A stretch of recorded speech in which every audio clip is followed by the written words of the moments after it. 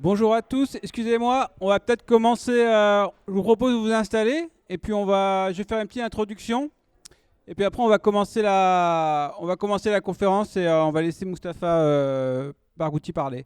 Voilà. Alors du coup, on est plusieurs organisations à avoir organisé cette conférence. Donc il y a le SNESUP de l'Université de Lille, la CGT, FERCSUP, Force ouvrière, Sud Éducation. Il y a aussi la Ligue des droits de l'homme, hein, la FPS, bien sûr, l'Association France-Palestine. Les étudiants de Sciences Po mobilisés. Et qu'il y en a d'autres. Et il me semble que j'ai fait le tour. Si j'ai oublié certains. Ah oui, il y a Amitié Linnaplouse aussi. Hein, je ne sais pas s'il y a des gens qui sont là. Donc, l'idée, c'est qu'on va faire de coup, il va y avoir cette conférence de Mustafa Barghouti. Je vais le laisser se présenter, il va faire une petite introduction, hein, pour dire un peu qui il est, parce que j'ai pas envie de dire de bêtises. Et après, il y aura des questions-réponses avec la salle. Voilà, je pense qu'il va parler pendant une demi-heure, trois quarts d'heure, je ne sais pas trop, quelque chose comme ça. Hein, voilà. Et après, on fera passer le micro du coup pour une séance de questions-réponses. Et puis peut-être aussi qu'on verra un peu les. J'espère qu'il y a des camarades, représentants des associations de soutien aux Palestiniens qui sont là et qui vont pouvoir aussi nous parler un petit peu des prochains rendez-vous d'action et des prochains moyens d'action actuellement. Mais je suis sûr qu'ils sont là et qu'on va pouvoir en parler aussi. Parce que l'idée, c'est aussi de voir un peu que cette conférence soit aussi un tremplin pour se mobiliser, pour aller plus loin, hein, dans la mobilisation. Voilà, voilà. Donc je vais laisser Mustafa voilà, parler et commencer. Ouais. Ah oui, il va parler en anglais et du coup il va y avoir un interprète et je lui laisse prendre la parole. Oui, alors, bonsoir tout le monde. Merci beaucoup d'être venus très nombreux et nombreuses. Donc je suis Olivier Estevez de l'Université de Lille. Je vais traduire en fait les propos. Pardon, excusez-moi. Vous m'entendez maintenant? Ok, c'est beaucoup mieux. Tout le monde m'entend même au fond de la salle? Ok, super. Donc je suis Olivier Estevez de l'Université de Lille. Je vais traduire en fait les propos de Mustafa Barghouti qui est donc anglophone. Est-ce que ça vous semble logique qu'effectivement je traduise un maximum les propos de Mustafa? Enfin, je connais pas votre degré d'aisance en anglais, donc donc I need to translate just about everything, it seems like. Ok, message reçu. Message reçu. Donc ce que je vais faire, c'est que je vais bien évidemment laisser la parole à Mustafa sans plus attendre. De temps en temps, de manière assez récurrente, je vais me permettre de traduire ses propos en français. Je vais vous demander d'être extrêmement indulgent parce que je suis anglophone, mais je ne suis pas interprète, donc c'est un vrai métier qui n'est pas le mien. Voilà, merci.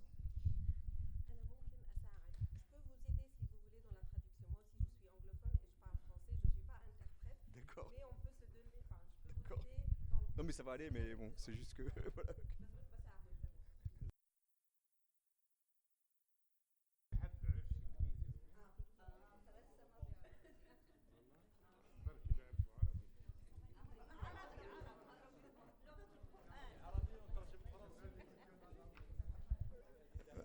I'm not translating into Arabic. No way. Okay, I'm not translating into Arabic or from Arabic into French. No way. That's not gonna happen. I know a few words, but generally they're swear words. So, my mom wouldn't allow me to say them in public. I don't speak Russian. No. Yeah, yeah. By all means, yeah.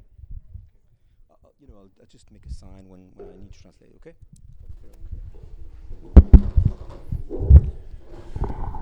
Well, good evening, everybody. You want to translate that? No, it's. I'm sure they can manage that, no problem. Thank you so much for coming today. I'm very happy to be in Lille today. The last time I was here, I think 20 years ago. But I'm glad to be with you, and thank you for receiving us today. I will start by saying that what we face in Palestine is maybe the most dangerous situation since the end of Second World War. We are subjected to 3 war crimes at the same time. Not only in Gaza, but also in the West Bank. And it is the war crime of genocide, the war crime of collective punishment, and the war crime of ethnic cleansing. Ok, donc ce que dit donc Mustafa, c'est qu'il est très content d'être là. Premièrement, vous l'aurez compris. Hein, donc la dernière fois qu'il était à Lille, c'était il y a 20 ans environ. Il dit également de façon beaucoup plus solennelle, sérieuse, que la Palestine est en train fait face en fait à la situation la plus dangereuse depuis la fin de la Seconde Guerre mondiale, à savoir que effectivement, selon lui, il y a 3 crimes de guerre concomitants auxquels effectivement la Palestine fait face en ce moment, à Gaza, en Cisjordanie, et puis il est question effectivement de crimes de guerre qui relèvent du génocide, de crimes de nettoyage ethnique notamment. Voilà. Et, oui, et puis collective punishment. Punition collective. Merci. I think you know the numbers, but just to remind you, they have killed today alone. They killed about 100 more people, and in general, they have killed more than 62,000 people, including 10,000 who are under the rubble. They injured 120,000. And among the people killed, there is 18,000 children that were killed by the Israelis. President Trump doesn't remember that. He only remembers what happens to the Israelis. And among the 120,000 injured people, there are 11,000 who can die now because of lack of medical treatment, especially that Israel has bombarded all hospitals, including today the European hospital, or yesterday, which they throw on 30 bombs, each of which is 1 ton, 1,000 kilograms. Ok, donc un certain nombre de chiffres, vous l'aurez compris, qui sont assez éloquents et morbides. Alors il dit que vous connaissez bien évidemment les chiffres, ou la plupart des chiffres dont il parle. Aujourd'hui, vraiment en cette date donc du 14 mai, il y a eu environ 100 morts donc en Palestine. De façon générale, depuis donc le 7 octobre, il y a eu environ 62 000 morts et 120 000 blessés, sur lesquels il revient un peu plus tard. Parmi ces 62 000 morts, il y a donc 18 000 enfants, et il va de soi, selon lui, que Trump, bien sûr, ne se souvient pas de tout ça, puisque Trump ne se souvient que de ce qui s'est passé effectivement en Israël. Parmi les 120 000 blessés, il faut savoir que 11 000 environ sont susceptibles de mourir donc dans les jours ou dans les semaines qui viennent, précisément parce que ces personnes n'ont pas accès aux services de santé, notamment parce que, vous l'aurez compris également, les hôpitaux donc, sont dans un très triste état, sont systématiquement bombardés, et l'hôpital européen lui-même, en fait, donc construit avec des fonds européens, a fait l'objet donc d'un bombardement avec une trentaine de bombes, dont le poids de chaque bombe équivaut à environ 1 tonne chacune. Voilà. This means they threw on Gaza more than 100,000 tons of explosives, which is equal, more actually, than 5 times the explosive power of each of the nuclear heads that were thrown on Hiroshima and Nagasaki. It's 50 kilograms of explosives for each man, woman, and child in Gaza. 50. Most children are not 50 kilograms, you know. So you can imagine the effect of that. And they have erased to the ground already 90% of all homes, all shelters, all buildings in Gaza. Alors, en fait, ce qui s'est passé à Gaza, donc depuis le début de la guerre imposée par Israël, c'est que environ 100 000 tonnes d'explosifs en fait ont été donc déversées sur le territoire, ce qui équivaut en fait à un total de plus de 5 fois ce qui a été donc jeté donc sur Hiroshima et Nagasaki à la fin de la Seconde Guerre mondiale, et ce qui équivaut également à 50 kilos d'explosifs pour chaque homme, femme et enfant de Gaza, en prenant en compte bien évidemment le fait que la plupart des enfants ont un poids individuel qui est inférieur à 50 kilos. Et que pour parler non plus des personnes humaines, mais en fait des bâtiments, de la propriété, il faut savoir que 90% des bâtiments de Gaza en fait, ont été détruits depuis donc, le 7 octobre. They killed and injured 10% up till now of the population of Gaza. 10%. 10% is a huge number. If you apply that number to France, you will be talking about 6 million people killed or injured in less than 19 months. If you apply that number proportionally to the United States of America, you would be talking about 33 million people killed or injured in less than 19 months. Can you imagine what would the United States do if 33 million people were killed? They would throw all the nuclear bombs they have.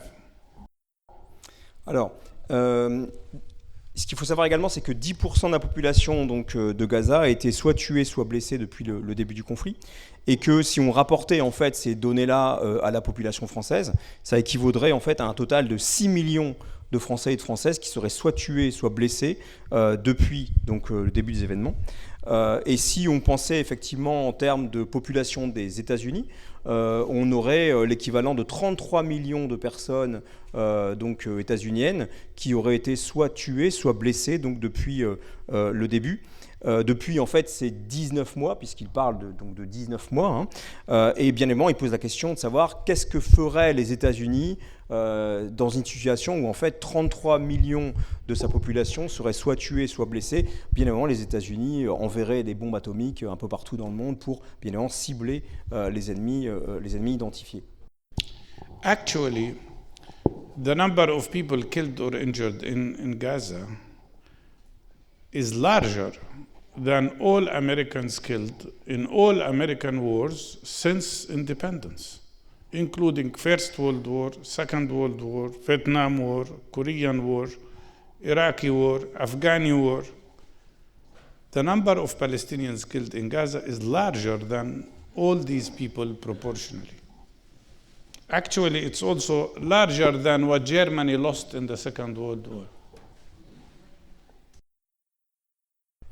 Alors, en fait, le nombre total de tués ou de blessés en Palestine équivaut à un nombre qui est supérieur au nombre de tués ou de blessés qu'ont dû subir les États-Unis depuis leur indépendance, c'est-à-dire en incluant toutes les guerres auxquelles les États-Unis ont pu participer, notamment la première, la Seconde Guerre mondiale, la guerre du Vietnam, la guerre de Corée, la guerre de sécession, enfin toutes les guerres possibles et imaginables que les États-Unis ont combattues.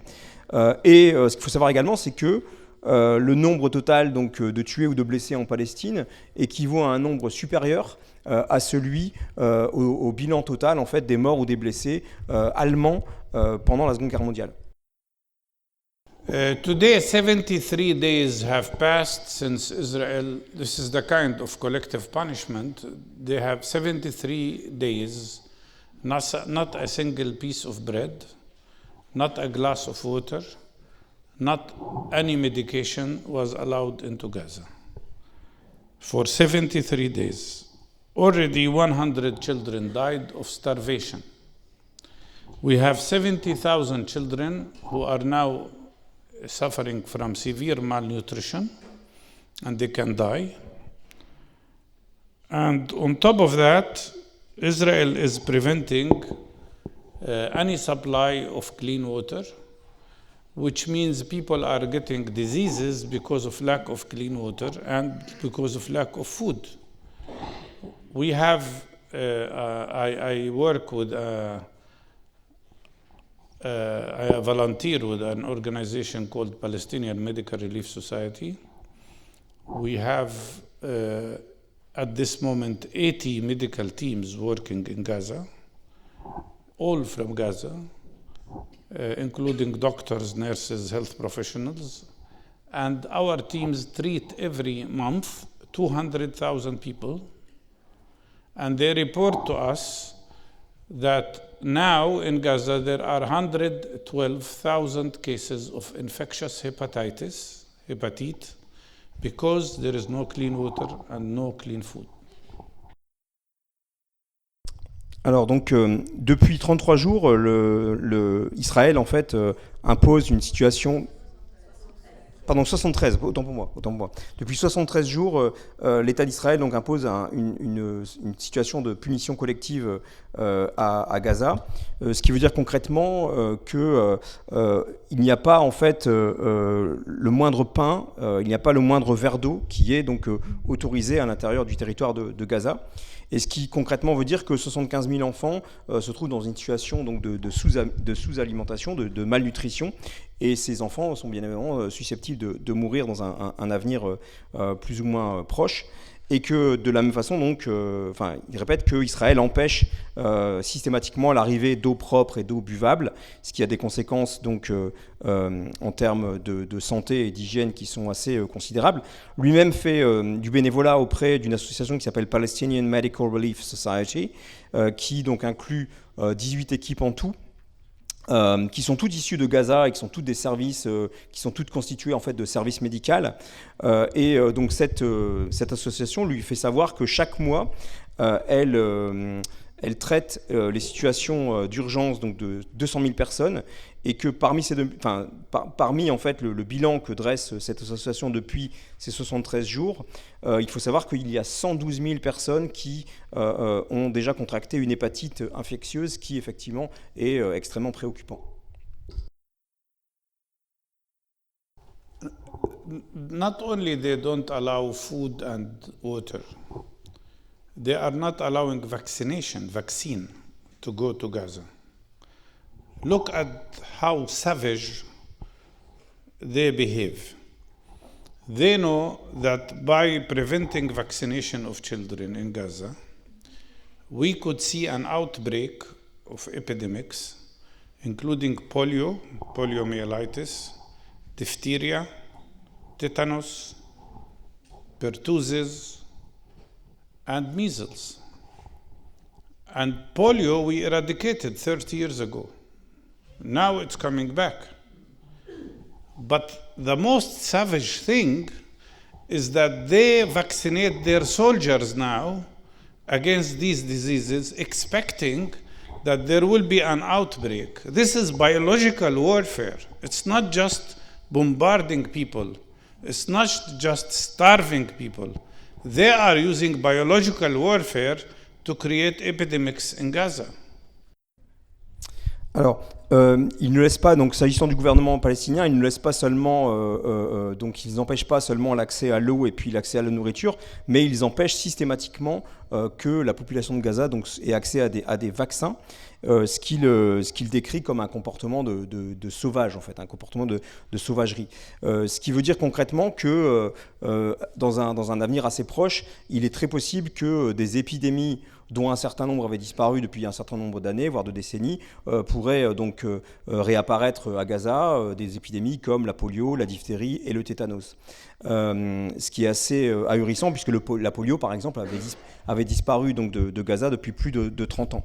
Et le plus sauvage là-dedans, c'est que l'armée d'Israël, le gouvernement d'Israël, en fait, vaccine les propres soldats de l'armée israélienne dans l'expectative, dans l'hypothèse que effectivement ces épidémies vont réapparaître et que donc il incombe au gouvernement israélien de vacciner donc ses propres soldats. Ce qui clairement, concrètement, montre que l'État d'Israël est en fait en train de mener une guerre biologique qui cible directement le peuple de Gaza.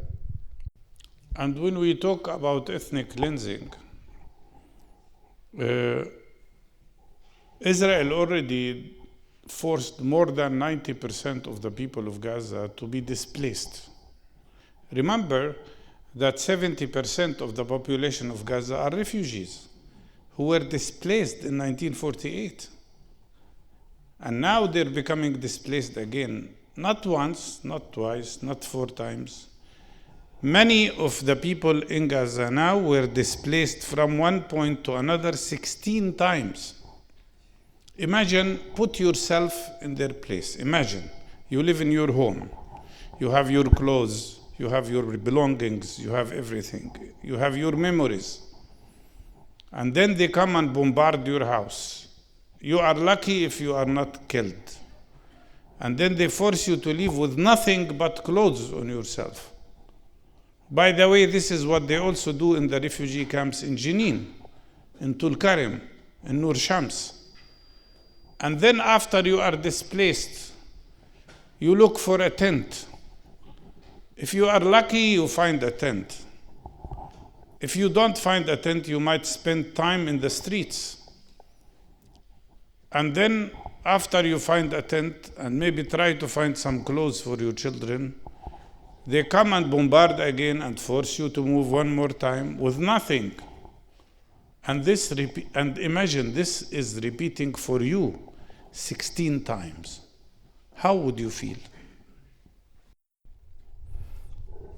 Ok.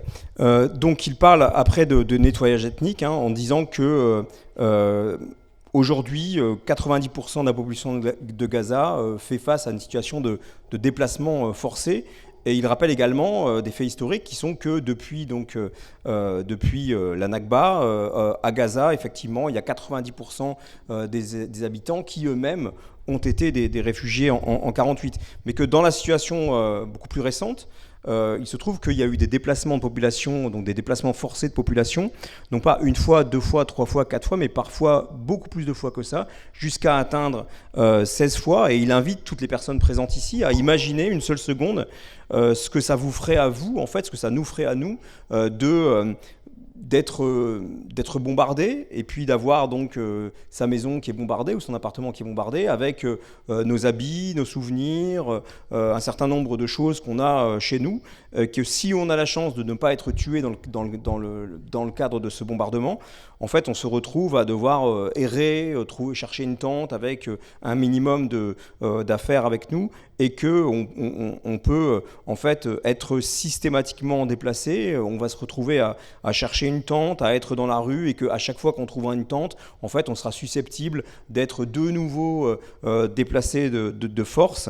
Et il nous invite, il invite tout le monde ici à imaginer ce que ça ferait de vivre cette situation. Et il parle également de la situation dans le camp de Jenin où effectivement le même traitement par l'État d'Israël est imposé. And Netanyahu doesn't hide his intention. Yesterday they said it, and the day before yesterday he said it. He said he wants to continue bombarding Gaza so that he would force everybody from the north and the center to the south. He already erased Rafah to the ground completely. He wants to create the largest concentration camp in history and then put people in the most difficult conditions in the concentration camp, the 2.1 million people under Israeli control, to force them out of Gaza. And he keeps saying, I want to implement Trump's vision, because Trump gave him the legitimacy of the idea of ethnic cleansing, which is the worst war crime in international law. And the leaders of the world know that. The Western leaders know that. It's not hidden. It's not just a very bad crime. It's a declared intentional crime by a war criminal who is wanted already to the International Criminal Court. Alors, donc en fait, M. Netanyahou ne cache pas du tout ses intentions. En fait, il est très très honnête avec ce qu'il veut faire, puisqu'il a dit tout récemment que son ambition était de veiller au déplacement forcé en fait de la population de Gaza, donc depuis le nord et le centre jusqu'au sud. Aujourd'hui, donc la ville de Rafah a été complètement anéantie, complètement détruite, et M. Netanyahou n'est pas non plus, il est au moins très très honnête dans le sens où il a dit et redit que que son but était finalement de créer, de veiller à mettre en place finalement le camp de concentration le plus grand au monde, avec 2,1 millions de personnes, et que ce faisant, il a dit qu'il voulait mettre en place, en fait, il voulait mettre en pratique la vision qui est celle de Donald Trump. Il insiste également donc Mustafa Barghouti insiste également sur le fait que le nettoyage ethnique, bien évidemment, peut s'envisager comme le pire crime de guerre qu'on puisse envisager, maintes fois donc condamné par le tribunal pénal international, et que ce qui est intéressant avec les situations actuelles, c'est que c'est un crime qui est vraiment complètement déclaré, complètement délibéré, sans aucune intention de dissimuler ce qui se passe aux yeux du monde, quoi. And I'm not surprised, because what we see in Palestine is not just occupation, not just apartheid, not just the historical ethnic cleansing in 1948.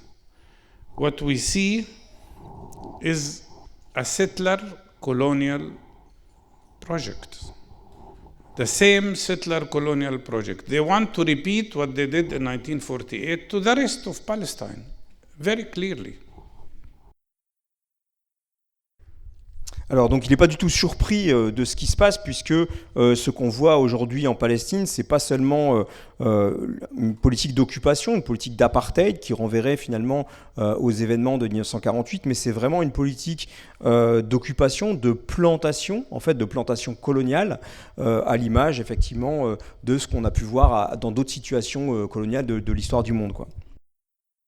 In 1948, not everybody knows that, but in 1948, Israel not only displaced 70% of the Palestinian people, they also destroyed completely to the ground 523 Palestinian villages and communities.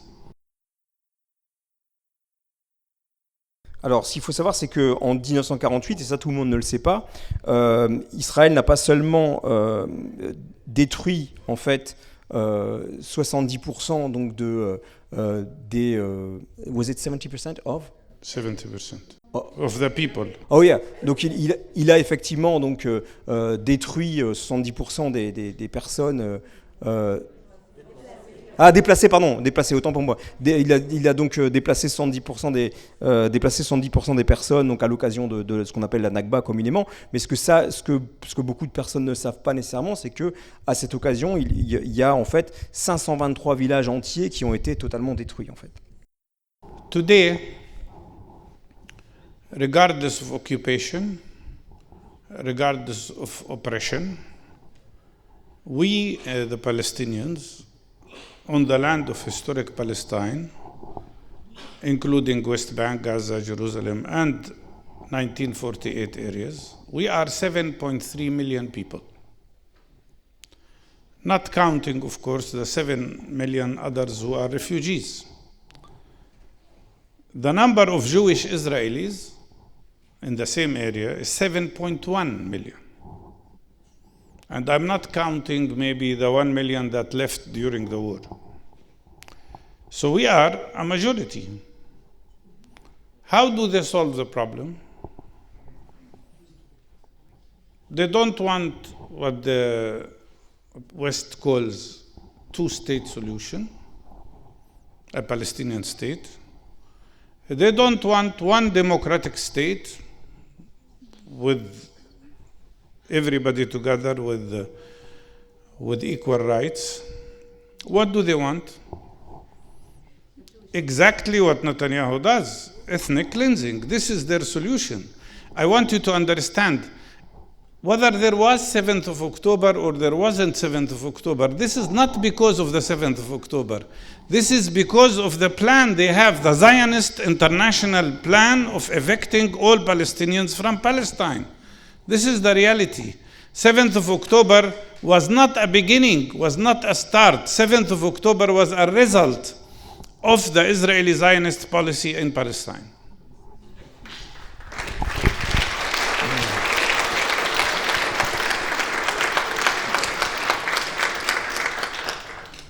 Alors donc il dit qu'aujourd'hui, malgré l'occupation, malgré l'oppression, en fait, nous autres Palestiniens, à la fois à Jérusalem, à la fois à Gaza, à la fois en Cisjordanie, et puis à la fois en fait dans les territoires qui étaient les territoires palestiniens de 48, il y a environ 7,3 millions de personnes. Et à côté de ça, les Israéliens, en fait, sont 7,1 millions de personnes, que l'on inclut ou pas, en fait, les peut-être 1 million et quelques d'Israéliens qui ont quitté le pays. Et il dit, voilà, aujourd'hui, le fait est que démographiquement, nous sommes une majorité. Il insiste également sur le fait que l'État d'Israël ne veut pas une solution à deux États, cette solution à deux États qui est préconisé au moins dans les discours, donc dans un certain nombre d'États qu'on appellera occidentaux pour aller vite.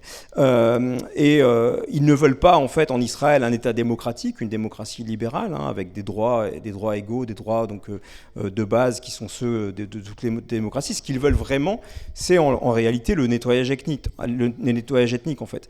Avec ou sans le 7 octobre, nous dit-il, ce qui est clair, c'est qu'il y a ce plan sioniste d'évacuation de la Palestine et qu'en fait le 7 octobre n'est pas le début de quelque chose, c'est plutôt en fait la résultante d'une politique sioniste donc délibérée et puis bien réfléchie.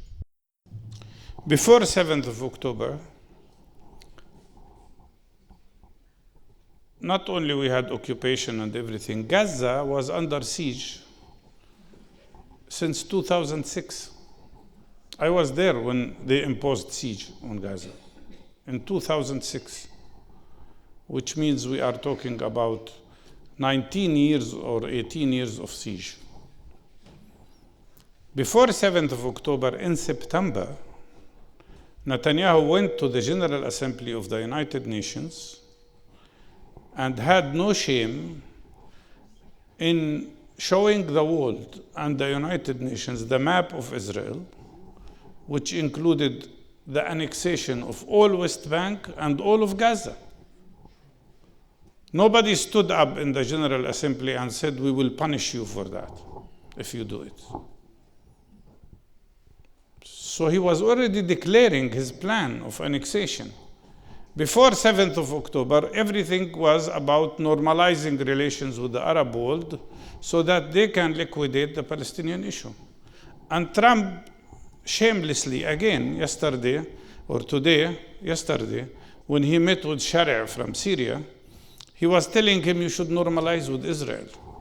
He didn't say, at least Israel will give back the Golan Heights or the land they have occupied from Syria recently.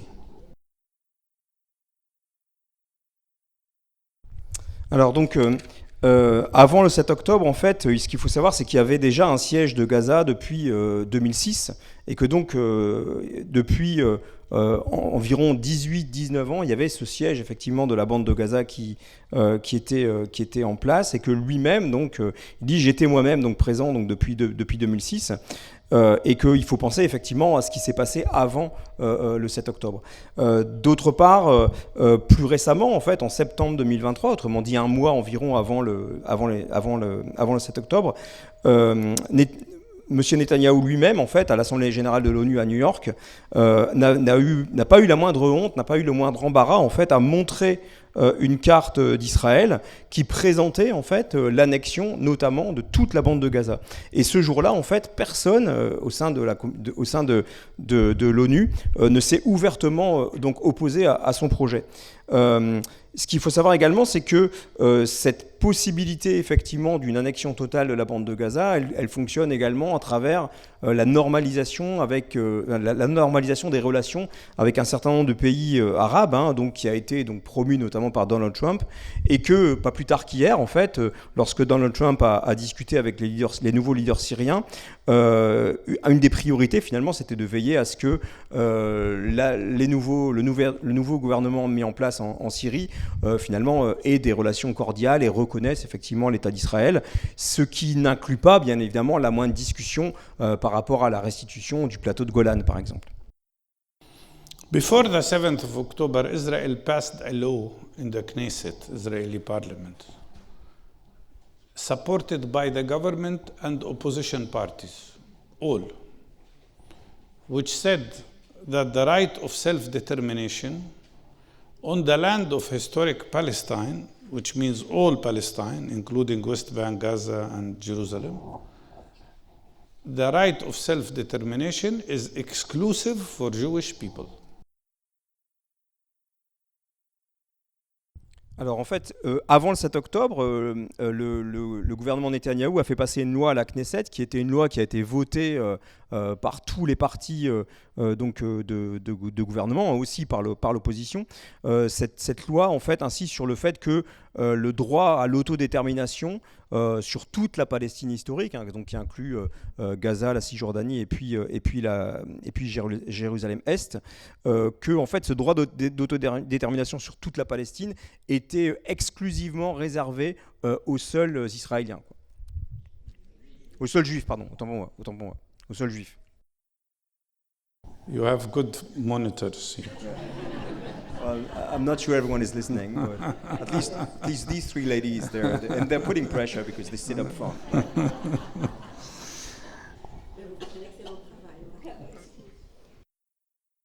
In the West Bank, I don't want to talk too much, but just don't forget that what they are doing in West Bank too. We have now eviction of people from 3 refugee camps, Jenin, Tulkarem, Nur Shams, and they start to attack other refugee camps like Far'a and Balata. Since October 7, the Israeli army arrested 17,000 Palestinians in the West Bank. The situation of Palestinian prisoners is awful. They starve them, they beat them, they torture them. We already lost 68 people who were killed under torture since October 7th only in Israeli prisons. Not to mention what I think is thousands of Palestinians from Gaza who were arrested and sent to Sde Tayman concentration camp, where a lot of field execution is suspected. Alors en fait, il ne faut pas passer non plus tout le temps qui est donc disponible aujourd'hui à parler de la seule bande de Gaza, puisque ce qui se passe en Cisjordanie est souvent en fait finalement oublié, ou en tout cas passe un peu comme étant secondaire par rapport à ce qui se passe à Gaza. Et donc on assiste aujourd'hui à l'éviction de au moins 3 camps de réfugiés, dont ceux de Jenin et de Tulkarem, et que en fait, depuis le 7 octobre, l'État d'Israël a arrêté environ 17 000 Palestiniens, hein, donc qui sont détenus dans des conditions qui sont très souvent secrètes, mais dont on sait qu'elles sont vraiment absolument horribles, puisque on affame un certain nombre de ces personnes, on les torture, et que donc depuis le 7 octobre, on sait que 60 personnes ont été torturées à mort, sont mortes de torture donc, en Cisjordanie, et qu'il y a également des milliers de personnes qui sont détenues dans des camps de concentration, dont on peut supposer qu'un certain nombre de ces personnes ont pu déjà être exécutées en masse. Many leaders in the West speak about the Israeli captives. They never mention the Palestinian prisoners. Although the Palestinian resistance said they are ready to give back all Israeli captives immediately in exchange of releasing part of the Palestinian prisoners and in exchange of ending the war.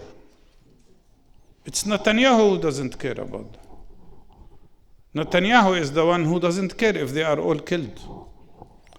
But it really is strange to me why they don't speak about the Palestinian prisoners, including 3,500 who are under the so-called administrative detention, which means they are put in jail without charges.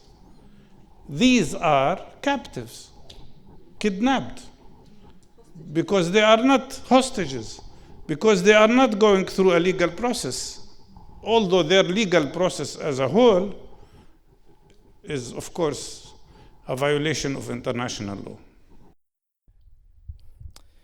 Was it 17,000? What? The last figure that you gave, was it 17,000 or? The number of 17,000. 17,000. Got Since it. October 7. Okay, got it. Thanks. Yeah, thanks. Alors, beaucoup de leaders du monde occidental, des démocraties occidentales, n'ont de cesse de parler effectivement de la libération, du débat autour de la libération des otages israéliens, donc depuis le 7 octobre, mais il est très clair qu'on parle très très peu, voire pas du tout, en fait, de ce qui se passe avec ces prisonniers donc palestiniens, notamment détenus en Cisjordanie. En fait, les leaders donc, palestiniens à Gaza sont prêts effectivement à libérer tous ces otages contre la libération d'un certain nombre de ces prisonniers palestiniens et contre, bien évidemment, la fin de la guerre. En fait, ce qu'ils souhaitent, c'est vraiment mettre fin à la guerre. Mais de toute évidence, Netanyahou s'en moque. You said Netanyahu doesn't care if they're all dead, but you were talking about the they was the hostages. Yeah. Donc en fait, Netanyahou, de toute évidence, en fait, se moque de cela et en fait, il se moque aussi de l'éventualité que ces otages israéliens eux-mêmes puissent être tués. Lui, visiblement, ça ne l'intéresse pas. Tous ces prisonniers palestiniens, en fait, on n'en parle pas. Et il faut savoir également qu'il y a 17 000 environ prisonniers palestiniens qui sont en détention administrative, ce qui veut 3500, pardon. 3500. Alors, il y a 3500 donc, de ces prisonniers palestiniens qui sont en détention administrative, ce qui veut dire qu'il n'y a aucune charge légale qui pèse contre eux, au plus grand mépris, en fait, des règles de droit international. In fact, few people know that Israel is imprisoning not only 260 children and thousands of prisoners, but they also are imprisoning 660 Palestinian bodies, people who were killed by Israel, and they are kept, they don't release them to be buried because they use that as an act of psychological torture to the families. 660, some of them have been imprisoned, some of the bodies, since 56 years. Ok, donc ce qu'on ne sait pas, c'est que il y a également aujourd'hui donc 260 enfants qui sont prisonniers. Et ce qu'on ne sait pas non plus, c'est que il y a aussi, au-delà de ces milliers de prisonniers palestiniens dont on a parlé, il y a 660 corps palestiniens, en fait, donc des dépouilles palestiniennes, donc de personnes qui ont été tuées, qui ne sont pas libérées. Et donc l'État israélien, de manière très très délibérée et cynique, se livre à une sorte de guerre de torture psychologique auprès des familles palestiniennes donc, qui sont affectées bien évidemment par ces décès, et que dans un certain nombre de cas, ça peut durer depuis des années. C'est-à-dire que dans le pire des cas, il y a en fait des corps palestiniens qui sont conservés depuis 56 ans. I went to Jenin camp and I met a mother whose child, who was 15 years old, was shot by the Israeli army and killed. And she told me, all I want, because they killed him and they keep his body. She said to me, all I want is a grave to cry at, a grave where I can visit my son. Alors, il s'est rendu donc au camp de Jenin assez récemment, et là-bas, il y a rencontré en fait une mère dont le fils, qui avait 15 ans, est mort. Mais bien évidemment, elle n'a pas accès en fait à son corps, et elle dit tout ce que je veux, moi, en fait, c'est le corps de mon fils pour pouvoir disposer d'une tombe sur laquelle je puisse effectivement pleurer le décès de mon fils. Mais elle n'a même pas accès à ça en fait. 320 of my colleagues, doctors, nurses, health professionals, were killed by Israel. 320. Many were imprisoned and still are in jail. Not a single foreign journalist was allowed to Gaza. And 216 Palestinian journalists were killed, purposefully, intentionally, because they want to hide the truth. That's why I'm telling you all these numbers, because you need to know. They try to hide the truth. There isn't any war in modern history or in all history, because I don't think There were journalists accompanying Hulako at the time. No, there hasn't been any war in modern history or old history when so many journalists were killed. Alors, il a eu également 320 collègues en fait au sein de son association qui sont morts, souvent des médecins, du personnel hospitalier, des infirmiers, des infirmières, énormément de prisonniers parmi ces personnes, donc étaient d'abord prisonnières et puis après sont décédées ou sont encore prisonnières et sont quelque part, on ne sait pas où. Et en fait, ça n'a pas été médiatisé puisque il n'y a aucun journaliste international, comme vous le savez, qui ont le droit donc d'avoir accès à Gaza.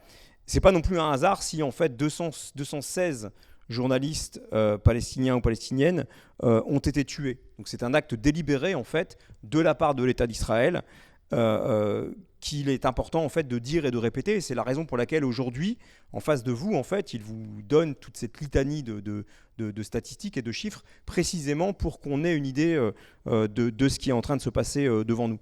Et en fait, ce ciblage systématique en fait des journalistes palestiniens est sans précédent puisque dans aucune guerre moderne un tel événement ne s'est passé. C'est-à-dire cette volonté vraiment délibérée de cibler en particulier les journalistes pour que les gens au-delà de la Palestine puissent avoir accès à l'information.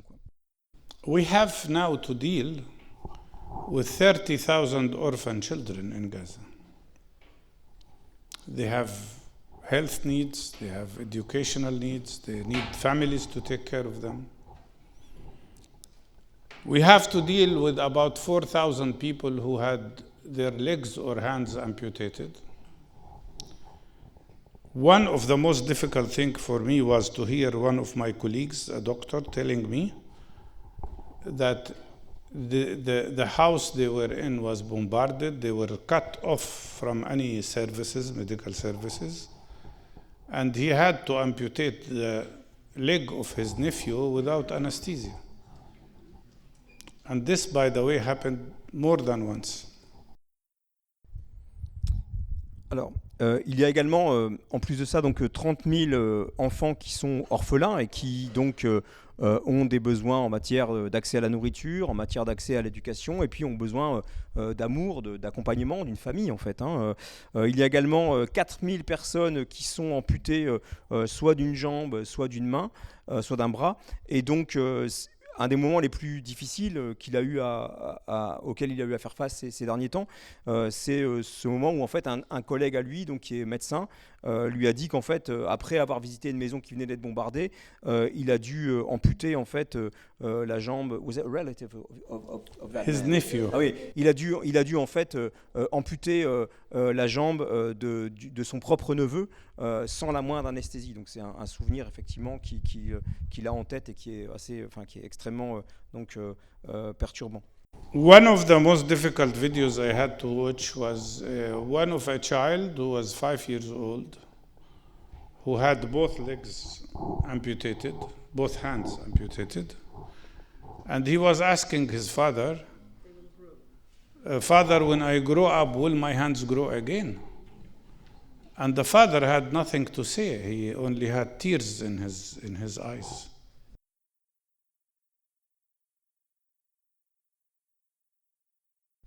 Alors donc en fait une des vidéos les plus horribles qu'il a vues, c'est cette vidéo d'un enfant en fait de 5 ans qui était amputé des deux mains et puis qui implorait en fait son père, qui savait pas exactement ce qui lui était arrivé et qui implorait son père en lui demandant quand je grandirai, est-ce que mes mains vont elles-mêmes repousser quoi. Et donc le père était bien évidemment en pleurs et ne savait pas du tout quoi répondre quoi.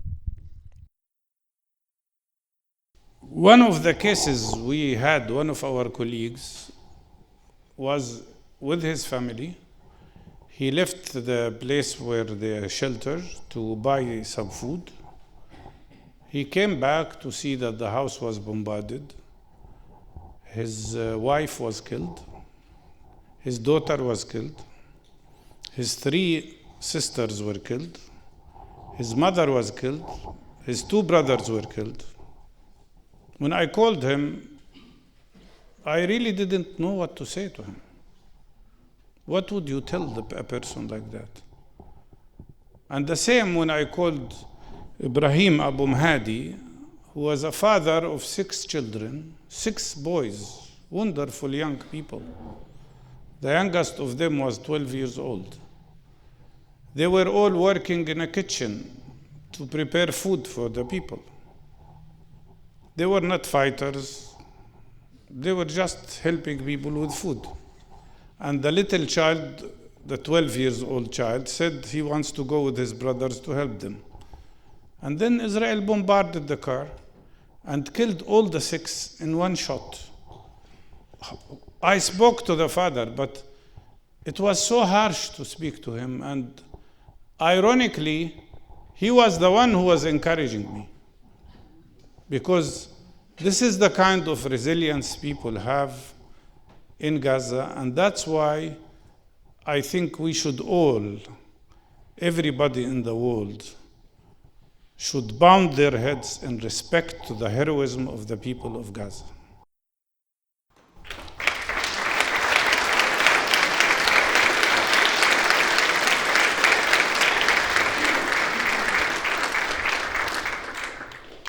Alors, il parle de 2 situations très très difficiles. Premièrement, le cas d'un collègue qui, donc avec sa famille, a quitté en fait son abri et qui, lorsqu'il est revenu, a réalisé qu'en fait sa femme, sa fille, ses 3 sœurs, sa mère et ses 2 frères avaient été tués.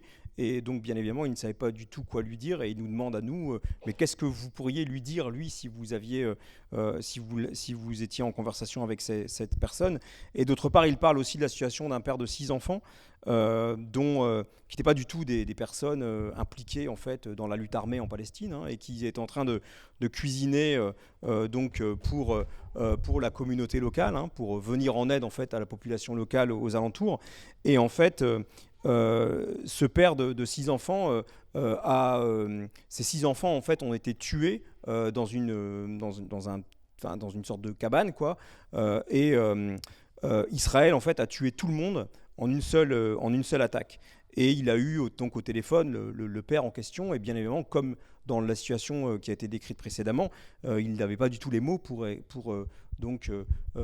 entrer en conversation, entrer en interaction avec cet homme-là. Et toutes ces choses-là, en fait, illustrent la résilience extraordinaire en fait du peuple de Palestine. Et il nous demande en fait finalement de baisser la tête en reconnaissance modeste finalement de cette résilience extraordinaire en fait du peuple palestinien, quoi. Voilà. Du peuple à Gaza, oui. The question is, to you, especially to people in Europe,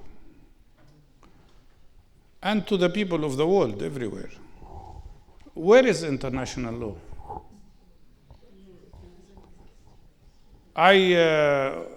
I feel traumatized myself because I believed those who used to visit us from the West to teach us about international law, international humanitarian law, non-violence, democracy. Where are they? Where are they? Oh. Where are they? And I tell you, when the Holocaust happened against Jewish people in Europe, when anti-Semitism happened in Europe, it wasn't only the work of the criminals like the Nazis in Germany. It was a result of the cowardness of those who remained silent when Jewish people were oppressed. And I tell you, it's the same cowardness of those who are silent today about what's happening to Palestinians, about the genocide against Palestinians. This is the reality. The cowardness in applying human respect to those who need support when they are subjected to injustice like the ones who are in Palestine today. Alors la question qu'il pose en fait, c'est pour vous, pour nous, donc en Europe, et puis pour le monde entier en fait, où est le droit international en fait, où est le respect du droit international.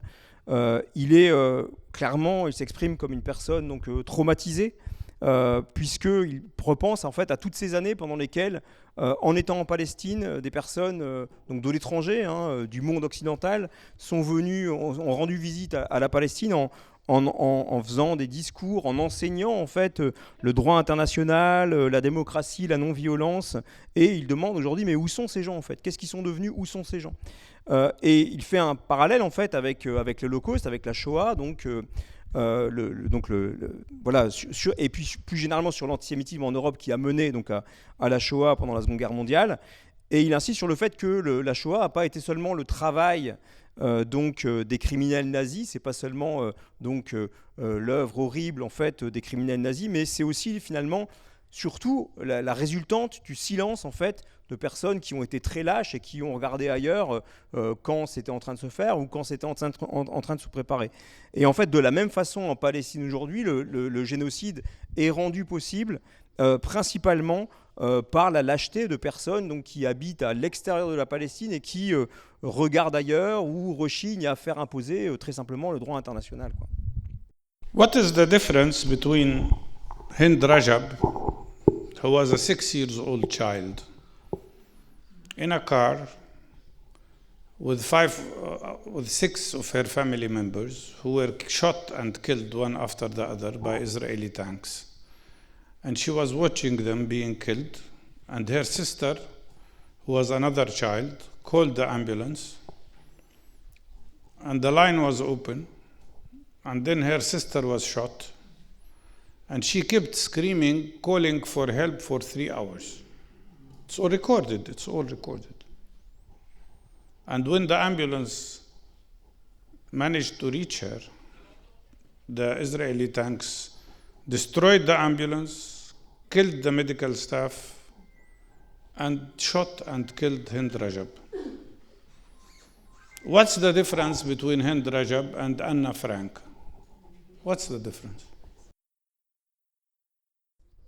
Alors il demande ensuite la différence en fait, quelle est la différence entre un événement donc, qui est sans doute assez connu par un certain nombre d'entre vous, qui est cet événement où en fait un enfant de Gaza, une fille de 6 ans, qui a été donc tuée par des soldats israéliens, elle-même et ses frères et sœurs en fait étaient menacés par des soldats israéliens, et en fait elle a demandé de l'aide au téléphone pendant plus de 3 heures. La ligne téléphonique fonctionnait, et à l'arrivée de l'ambulance en fait donc tout ça a été enregistré, donc c'est des choses qui sont documentées, à l'arrivée de l'ambulance en fait l'armée israélienne a tué donc tous ces enfants là, et puis a détruit l'ambulance. Et donc c'est un tank israélien qui a fait ça. Et il pose la question, quelle est la différence entre cet événement-là qui est vrai, qui est documenté et qui n'est pas fantasmé, et puis le sort qui a échu donc, à Anne Frank et qu'on connaît tous bien évidemment en Europe. Alors le nom de cette fille c'est Hind Rajab.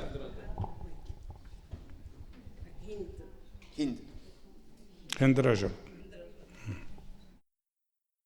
Israel would not have dared, Netanyahu would not have dared to do what he is doing if it wasn't for the silence and the complicity with his crimes. If it wasn't for the double standard. Why, in the case of Russia, they imposed 11,000 sanctions on Russia in less than 2 months, and Russia did not do the genocide that Israel is doing. But Israel, no sanctions. I think yesterday Macron was saying, shame, Israel is, the siege of Israel is shameful and sanctions should be expanded. Thank you. Where are the sanctions that will be expanded? We need sanctions. That's the way to force Netanyahu to stop this war criminal. Please. Alors, il dit également qu'Israël, en fait, n'aurait pas son Netanyahou sans la complicité silencieuse de un certain nombre d'États, donc, enfin, les États occidentaux en général, et il pointe, en fait, un deux poids deux mesures entre ce qui se passe actuellement en Palestine et puis Israël, enfin ce qui se passe à Gaza et puis donc Israël, et puis bien évidemment la situation de la Russie avec l'Ukraine. Il faut savoir qu'en fait, pour illustrer ce deux poids deux mesures qui est très très clair, les États occidentaux ont imposé environ 11 000 sanctions contre la Russie, donc en moins de 2 mois, alors qu'il n'y a pas de sanctions en fait contre l'État d'Israël. Or, il n'y a pas de génocide actuellement qui est donc perpétré par M. Poutine, à l'inverse de ce qui se passe donc à Gaza actuellement. Alors, il insiste également sur le fait que hier soir, donc M. Macron, à la télévision française, a dénoncé la politique de Netanyahou en disant que, bien évidemment, elle était honteuse, cette politique, hein, et il a insisté sur la nécessité de renforcer les sanctions existantes. Or, nous demande-t-il, donc Mustafa Barghouti, il nous dit, mais elles sont où ces sanctions? Elles n'existent pas, en fait. Il n'y a pas de sanctions. I know that it's taking long time because of translation, so I will not talk more because I'm sure you have some questions. But I want you to know one thing. Nothing in the world, not Israel, not anybody else, will be able to break us, the Palestinian people. We will never be broken.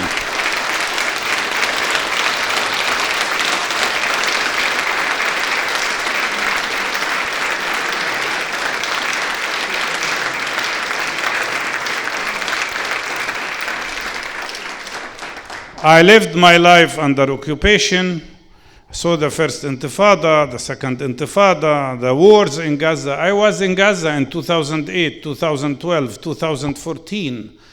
This time they didn't let us go there, but I tell you, from what I've seen, whatever they do, we will stay in Palestine.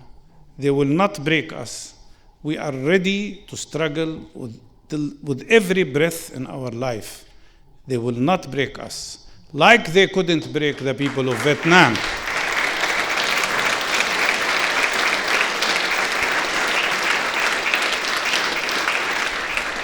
Like they couldn't break the people of Algeria, like they couldn't break the people of South Africa. We are not different, and we will overcome. Thank you.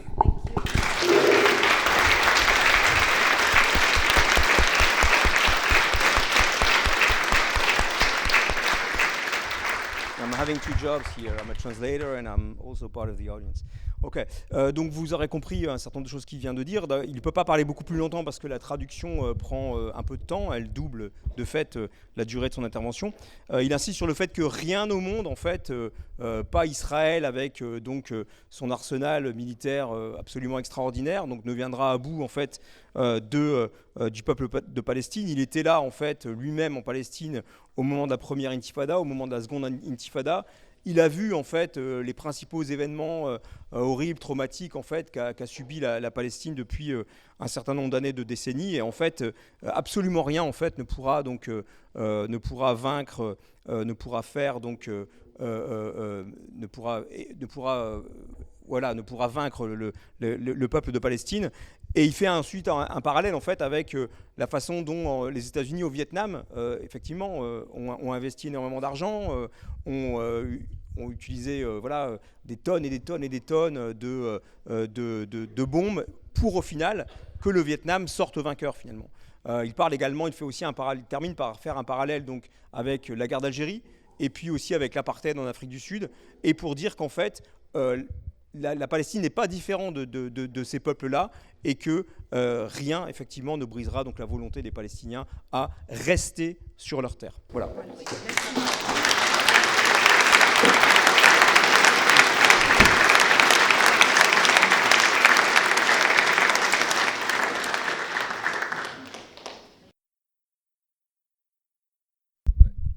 On va passer à une petite séance de questions-réponses avec Mustafa Barghouti. Donc il y a un micro qui va circuler dans la salle. Simplement, si vous avez une question, etc., vous levez la main et puis vous inviterez à essayer d'être le plus possible concis parce qu'on est vraiment nombreux. Et donc si tout le monde parle 5 minutes à chaque question, on en a pour un bout de temps. Donc essayez vraiment d'aller le plus possible vers votre question le plus rapidement possible et puis Mustafa vous répondra.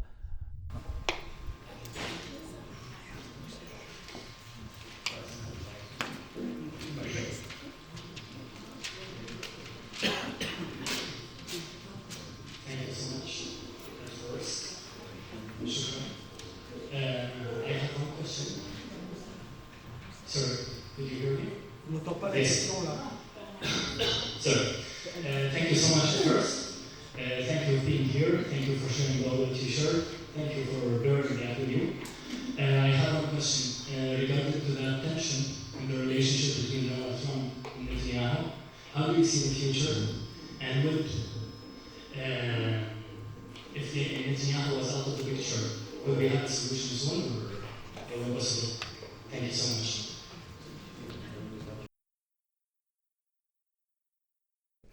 Juste traduction rapide de la question. Donc,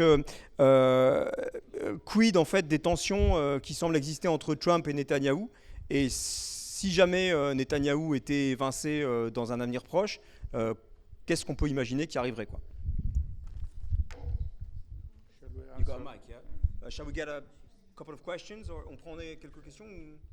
Yeah, let's have two questions. Ok, alors il propose de prendre une ou deux autres questions. Bon, je ne vais pas parler en anglais parce que tout le monde parle en français, donc je vais faire l'inverse. Je te pose la question en français, tu traduiras en anglais. Ma question tourne autour du fait que, bon, évidemment, on connaît bien sûr la complicité des pays occidentaux dans le génocide qui actuellement a lieu à Gaza. Ce n'est pas un scoop, puisque nous le savons tous. Sinon, ça a depuis très longtemps si les pays occidentaux avaient fait le nécessaire, en particulier la question des sanctions. Moi, la question que je voulais vous poser, en tout cas, c'est sur la question des pays arabes. On peut se poser la question de savoir, avec des pays arabes, beaucoup ont choisi la voie de la normalisation avec Israël, alors que la question palestinienne était au cœur d'abord des discussions avant ces questions de normalisation. Et surtout, il me semble que dans les années 70, au début des années 70 et plus exactement, il y a eu il y avait la question de l'embargo sur le pétrole qui a fait justement, qui a été un levier sur cette question-là. Pourquoi aujourd'hui des pays arabes ont choisi la voie de la normalisation? Voilà. Okay, so he's asking a question about the Arab countries. How come Arab countries have launched a sort of normalization policy vis-à-vis Israel? And he recollects the situation in the early 1970s, where with the oil embargo, those Arab countries could actually, weigh, huge pressure on Israel. Okay, the first question about Trump and Netanyahu and what will happen if Netanyahu goes away. Well, first of all, you must understand there are differences between Trump and Netanyahu, of course. Netanyahu is not happy that Trump concluded a deal with Yemen alone. He's not happy that he's giving now advanced military equipment to Saudi Arabia. He's not happy that still negotiates with Iran, because Netanyahu's plan is that America should go and make a war with Iran. But on the Palestinian issue, there aren't big differences yet. Yesterday, Trump, in his speech, he spoke about everything except Palestine. He mentioned Gaza once, but he didn't say Palestinian people.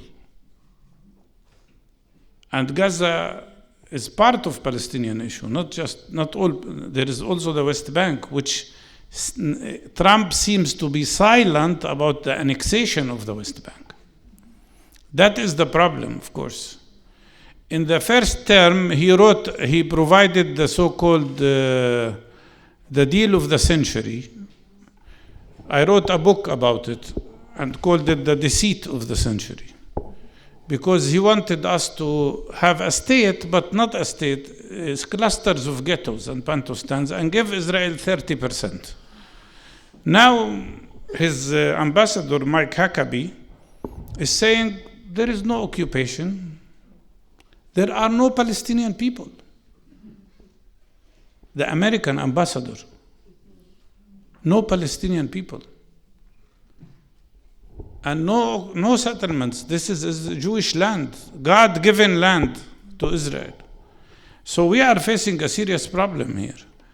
And still, because of the fact that Trump wants to arrange his interest in the region, he might pressure Netanyahu to stop the war. I don't know if he will. The tests are two things: whether the humanitarian siege on Gaza will be broken now, and whether he will be able to force Netanyahu to stop the war. If Netanyahu stops the war, he will collapse. His government will be over, and he will go to jail. He will go to jail for sure. But I hope he makes the mistake and travels to some country that will hand him over to ICC.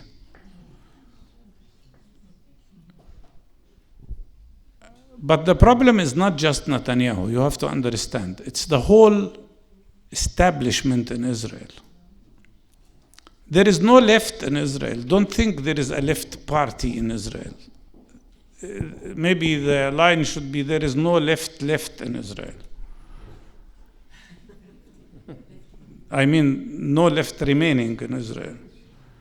They parties in opposition don't differ much from Netanyahu. But bringing him down is important now and will be useful. But we have to understand, as Palestinians and as supporters of Palestinians, it's a long-term struggle, because our goal is full freedom, full dignity, and full independence. It's not just stopping the war. It's about ending all the injustice that Palestinians have been subjected to. This was long. Yeah, it sure was. I'm doing my best, but I can't read my stuff because what I read, it looks like Arabic in some way. I don't read Arabic. Ok. Alors en fait, il dit donc en réponse à la question qui a été posée par le monsieur là-bas, que mon micro fait du bruit, qu'il y a en fait un certain nombre de différences entre Trump et Netanyahou, mais que finalement ces différences elles sont assez marginales en fait. Premièrement, Netanyahou n'apprécie pas trop que effectivement les États-Unis se livrent à un certain nombre de négociations militaires avec l'Arabie Saoudite, ou se livrent aussi à des négociations avec l'Iran, puisque Israël voudrait en fait anéantir en fait la puissance de feu de l'Iran à travers notamment une guerre par exemple. Mais que s'agissant de la Palestine, de façon générale, il n'y a pas de vraie différence entre ce que souhaite Trump et ce que souhaite Netanyahou. Dans le discours récent de Donald Trump, il n'y a pas de référence en fait à la Palestine. Il y a une référence à Gaza qui est très rapide, mais il n'y a pas de référence à la Palestine ou alors au peuple palestinien. Par exemple, Trump ne dit jamais rien en fait de l'annexion réelle ou potentielle de la Cisjordanie. C'est un élément qui est important. Ce qu'il a présenté Trump comme étant le deal du siècle, lui-même le présente en fait comme la tromperie, en fait l'arnaque du siècle, quoi. The deceit of the century. Ce que souhaite en fait Trump à travers sa politique, c'est mettre en place un certain nombre de ghettos complètement isolés, de Bantoustan. Donc Bantoustan, ça renvoie en fait à l'histoire d'Afrique du Sud, et que selon donc les États-Unis, il n'y a pas de peuple palestinien, il y a en fait finalement simplement une terre juive, ce qui reprend la rhétorique du sionisme. À tel point qu'en fait, c'est ce qu'a dit clairement en fait l'ambassadeur états-unien donc en Israël, j'imagine, tout récemment.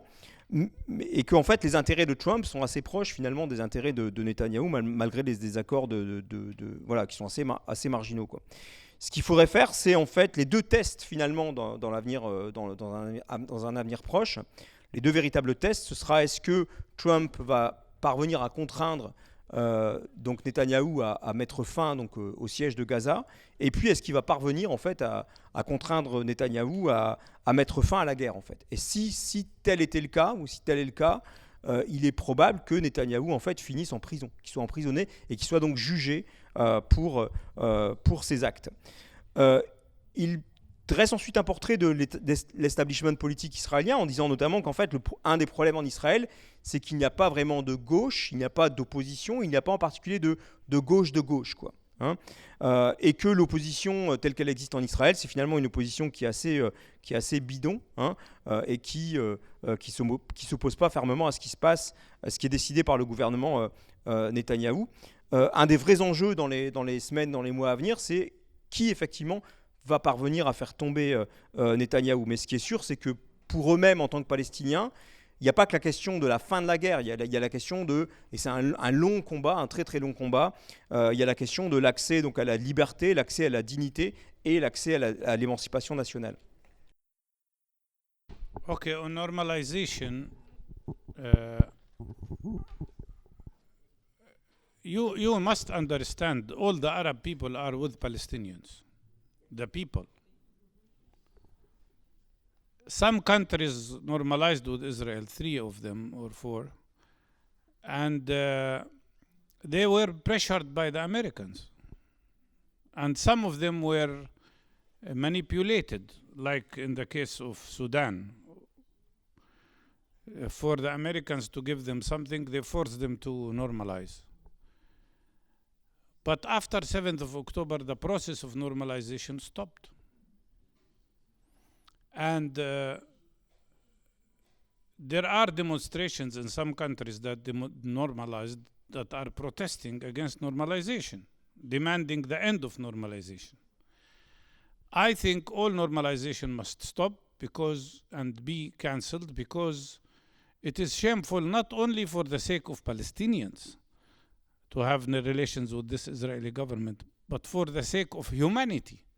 How can you normalize with a government that is violating every international law?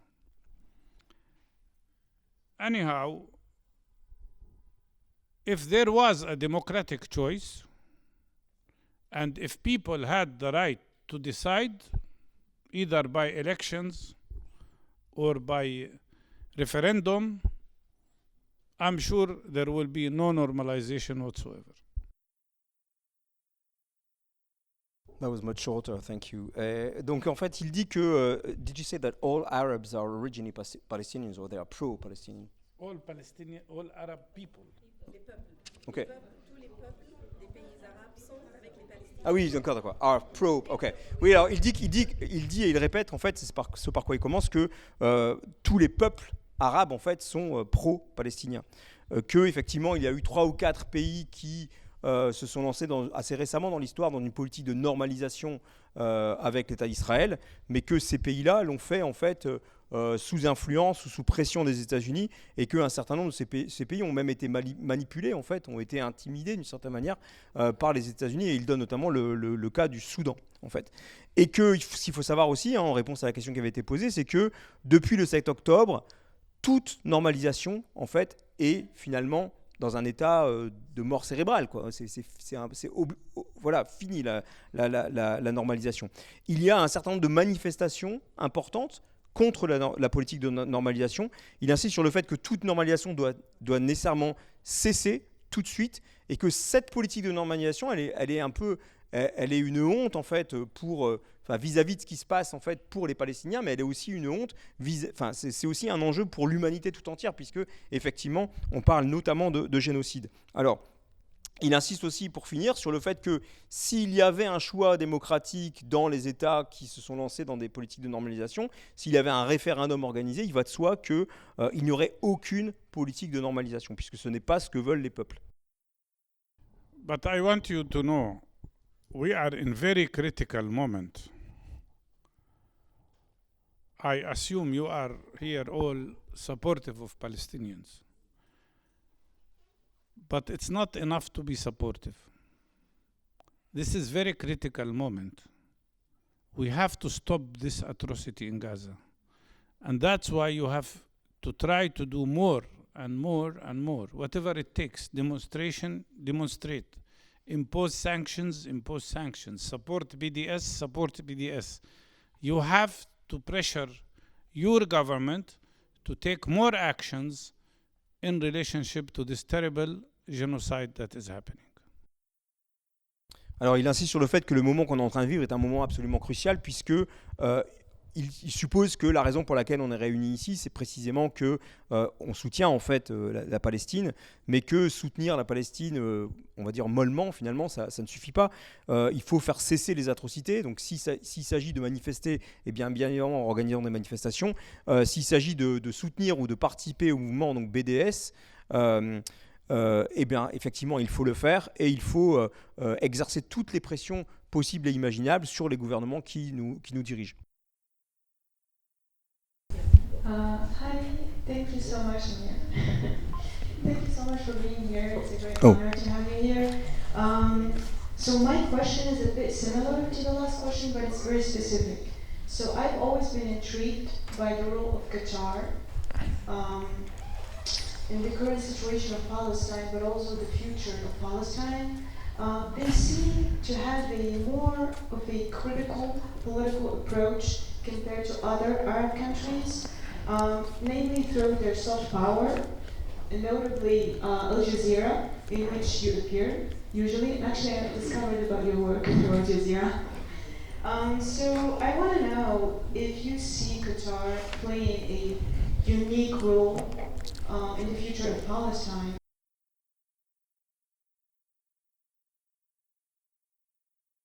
Okay, yeah, your English is great. I mean, you should be sitting here instead of me because I'm tired. Okay, so oui, juste traduire la question rapidement. La question qui vient d'être posée par Madame, elle est en fait en écho à la deuxième question, mais elle est beaucoup plus spécifique puisque la question porte sur le rôle actuel et à venir dans un avenir proche d'un État comme le Qatar. En fait, le Qatar semble, parmi les pays arabes, avoir un rôle plus critique en fait vis-à-vis de l'État d'Israël, notamment à travers son soft power, donc notamment bien évidemment Al Jazeera, où en fait donc M. Barghouti apparaît assez régulièrement visiblement, et voilà, elle pose une question s'agissant du rôle spécifique, du rôle stratégique que pourrait jouer le Qatar en tant qu'État arabe. Qatar is in a very unique situation. They have to face many challenges. But I must say that Al Jazeera played a very vital role in bringing the truth about what's happening. And I don't mean only Al Jazeera in Arabic, but also in English. It was very important. And I hope they continue to play this role. And they also provided a lot of support to Gaza.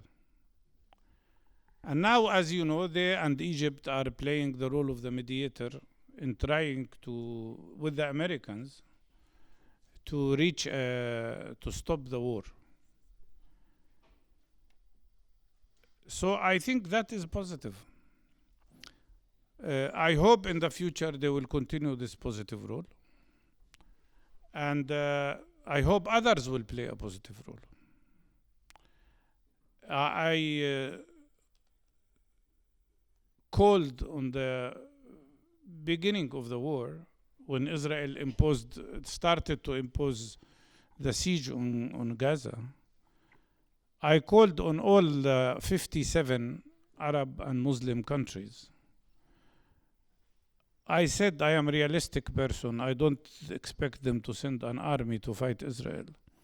But at least they should send a humanitarian convoy, the 57 countries, and challenge the Israeli siege. Imagine if a humanitarian convoy, comes with the flags of 57 countries, maybe with the ambassador or the foreign minister of each country. Will Israel bombard them? And I repeated that recently again. I think yesterday again. So I hope more will be done by the other countries. But there is much to do to really stop this terrible atrocity that Palestinians are subjected to. Ok, thank you. Alors juste la réponse qui est apportée, c'est qu'en fait le Qatar effectivement est dans une situation vraiment unique, au carrefour en fait d'un certain nombre de défis nationaux et internationaux. S'agissant de Al Jazeera, c'est très clair que Al Jazeera, en tant que chaîne de télévision en arabe, mais aussi ou surtout en fait en langue anglaise, a joué un rôle très très important pour faire surgir la vérité en fait. C'est un enjeu d'accès à la vérité. Add to that, that's why Israel closed Al Jazeera station. Oui, c'est pour ça qu'Israël a fermé l'accès à Al Jazeera, alors notamment apparemment en Cisjordanie et à Jérusalem. Alors, donc l'État du Qatar joue un rôle de médiateur, hein, comme un certain nombre de personnes ici le savent, à l'image finalement de ce que peut faire aussi un pays comme l'Égypte. Et bien évidemment les États-Unis, même si bon, là, c'est Trump qui est président, donc c'est pas exactement pareil bien sûr. Ça, ce sont des choses qui sont positives s'agissant du Qatar, à la fois l'État et puis un média comme Al Jazeera. Et il espère que ça va continuer, premièrement, et il espère aussi que d'autres pays vont se joindre en fait aux efforts qui sont fournis par le Qatar. Il évoque ici le fait qu'au début de la guerre, il a lui-même appelé au téléphone un certain nombre de... Enfin non, il a appelé en fait 57 pays, soit arabes, soit musulmans. Et alors il est bien évidemment réaliste, hein, il ne s'attendait pas à ce que ces pays envoient donc, un soutien militaire en fait, à Gaza. Mais il s'est dit qu'en fait, si chacun de ces pays proposait un convoi humanitaire ou envoyait un convoi humanitaire à Gaza, l'État d'Israël en fait n'oserait pas bombarder ces convois humanitaires, donc issus de plusieurs douzaines de pays, soit arabes, soit musulmans. Donc il termine sur le fait qu'il faudrait effectivement continuer l'effort en élargissant le nombre de pays qui sont donc potentiellement intermédiaires dans ce conflit, quoi.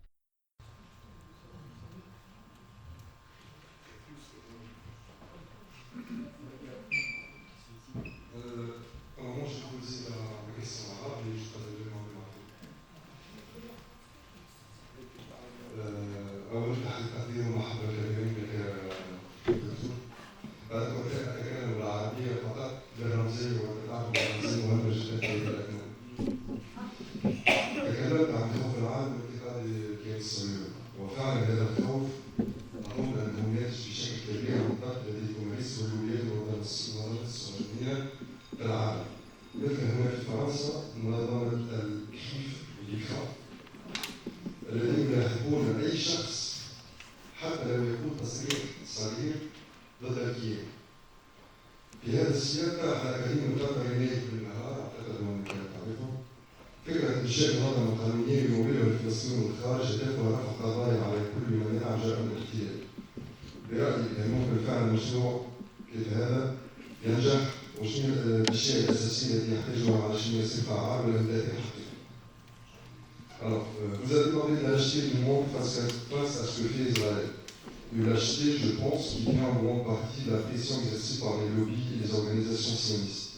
Par exemple, en France, le CRIF avec phare poursuit ceux expriment simplement une critique envers l'État sioniste.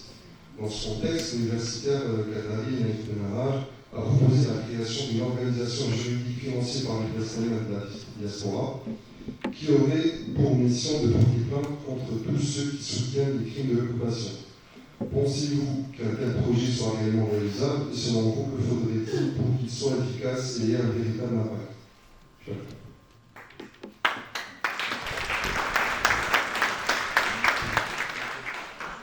Okay, it's a very good question.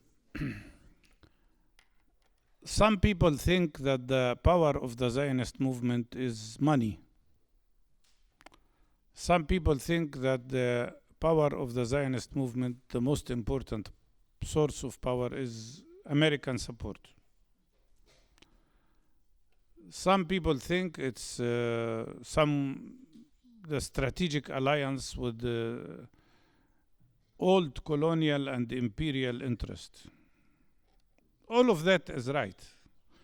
But I think the most important source of power that the Zionist movement has is organization. They are very well organized, and what we lack as Palestinians and what we lack as solidarity movements with Palestinians is sufficient organization. If we want to succeed, we have to get organized more. And that's what we are trying to do.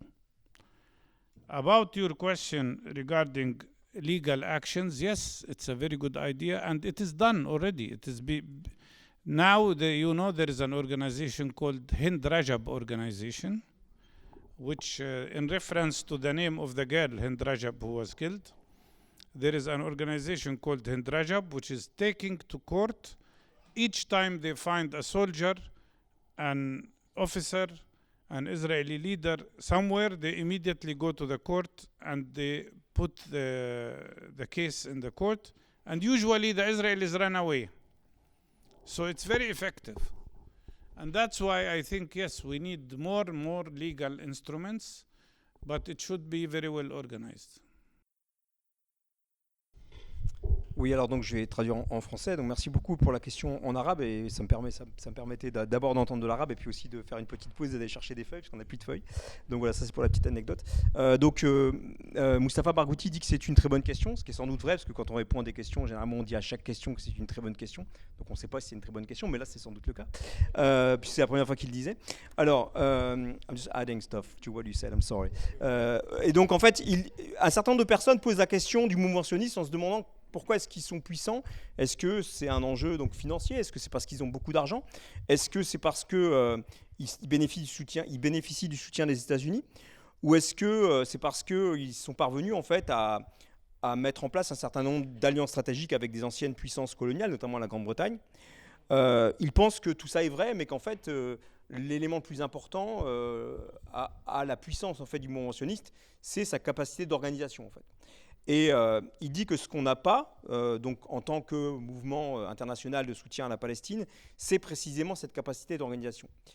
C'est quelque chose qu'il faut vraiment donc consolider, promouvoir, et à travers notamment un certain nombre d'actions légales, donc de dépôt de plaintes, nationales ou internationales, à travers par exemple une organisation récemment créée, qui s'appelle donc Hind Rajab, donc du nom de cette fille qui a été tuée, et qu'il y a un certain nombre de plaintes qui sont déposées auprès des tribunaux, et qu'à chaque fois, ciblant donc directement des soldats israéliens, et qu'à chaque fois que ça se passe, effectivement, les soldats israéliens tout de suite s'enfuient, donc semblent avoir peur finalement des rétorsions, donc des décisions qui puissent être prises par des tribunaux, et que donc il faut s'emparer en tant que mouvement de solidarité vis-à-vis de la Palestine de tous les instruments que le cadre légal donc rend possible pour effectivement remettre en cause tous les actes illégaux donc, qui sont perpétrés par l'État d'Israël.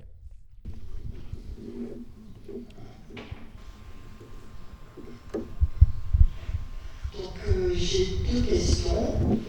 Alors la première, j'ai un document justement qui a été transmis par Al Jazeera et qui a comme l'OCHA, qui est un organisme de l'ONU, qui fait état d'un plan imminent concernant Gaza, où on voit sur cette carte, donc c'est une carte, on voit 5 corridors, on voit une zone interdite d'accès, une zone sous ordre d'évacuation, qui ferait, ça aboutirait à ce que 70% de la bande de Gaza serait interdite aux Palestiniens. Et ce plan serait imminent dans les 15 jours. Alors je voudrais savoir ce que vous en pensez. Est-ce possible? Est-ce que c'est très urgent et très grave pour la vie? Et la deuxième question, c'est je voudrais savoir quand vont se tenir les prochaines élections en Palestine, et est-ce que vous serez candidat? Donc ça veut dire qu'il y a 3 questions en fait. Ok. Okay, so the lady is asking 3 questions and not 2. Yeah, the third one is actually very short, but it's a very tricky one. But anyway, the first question was about she actually saw recently on Al Jazeera these past few days that it seems that they shared like a confidential document saying that showing like a map with a project of 5 corridors with a large forbidden zone, and at the end of this project, if this project comes to fruition, 70% of the Gaza Strip altogether would end up being literally forbidden to Palestinians, and this is supposed to happen within the next 15 days. So it's both a very urgent situation as well as very frightening one. Yeah. And then the second question is, do you have any idea when the next Palestinian elections are going to be held? And third question, which is short and tricky, is: are you going to be a wannabe? Are you going to be a candidate yourself? For what? For to the presidential elections in Palestine.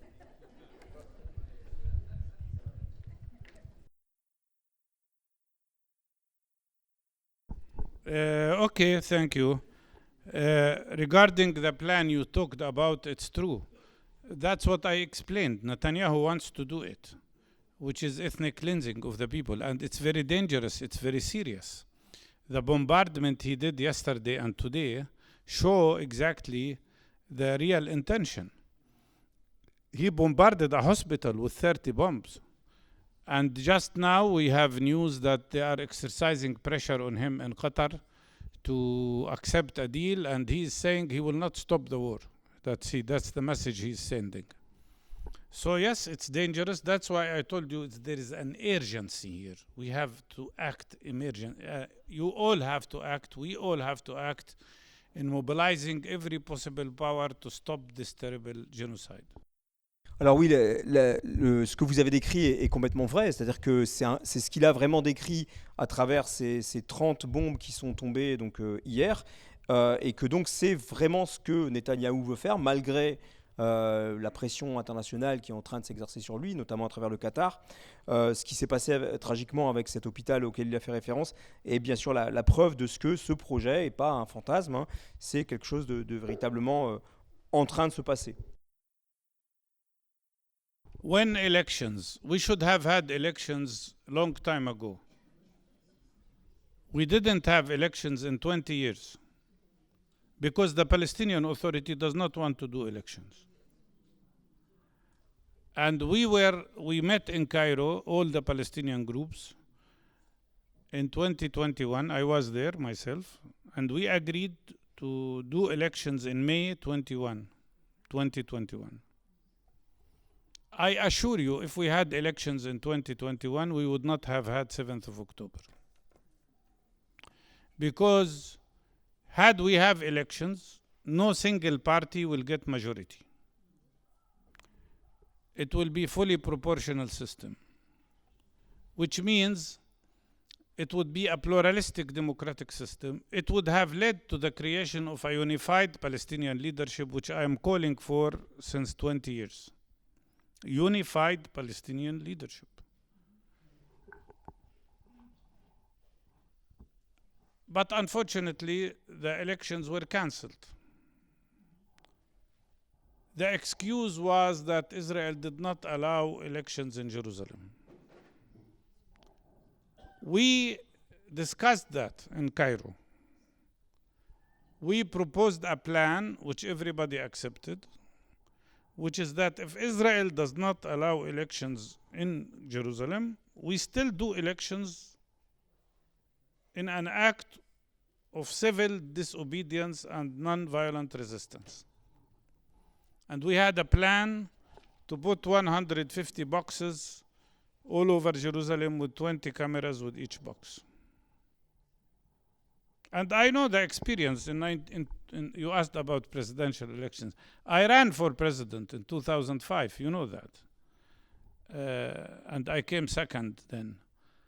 But in 2005, the Israelis didn't say that, but they did not allow any campaigning in Jerusalem. But I didn't care. I went to Jerusalem, and they arrested me. So I came back again, and they arrested me. And I came third time, and they arrested me. 4 times in 1 month, they arrested me. Still, I continued to go. This is how we should behave. We should defy the occupation, not listen to the occupation. We shouldn't give Israel the veto power over our elections. But we know that the real reasons why elections were cancelled was not that. It was a different thing. Because some people were afraid of elections. And it is not acceptable that for 20 years we didn't have elections. This is becoming too long. No, this is okay. This is fine. You're doing fine. I can tell you're used to it. Not speaking too fast. Donc en fait, pour beaucoup de gens ici, ce sera pas une surprise qu'effectivement, il n'y a pas eu d'élection en Palestine donc depuis 20 ans environ. Il y a eu donc une réunion au Caire en Égypte en 2021. Lui-même, il était physiquement présent. Et le projet était d'organiser des élections en fait en mai 2021. Mais ce sont des élections en fait qui n'ont pas eu lieu, notamment parce que effectivement l'État d'Israël n'a pas autorisé l'organisation d'élections à Jérusalem-Est. Et il dit également que s'il y avait eu des élections en 2021, et il est sûr de ça, le 7 octobre n'aurait pas eu lieu. Précisément parce qu'aurait été mis en place en fait en Palestine un système donc démocratique, proportionnel, garantissant un vrai débat démocratique avec un vrai leadership, et donc de fait le 7 octobre n'aurait pas eu lieu. Il pense que c'était une erreur en fait d'annuler ces élections, parce que ce qu'il aurait fallu faire, c'est précisément mettre en place en fait un certain nombre d'isoloirs, un certain nombre de boîtes en fait où on vote. Comment on appelle ça ? Des urnes, pardon. Ouais, je pensais à ballot en fait en anglais. Des urnes.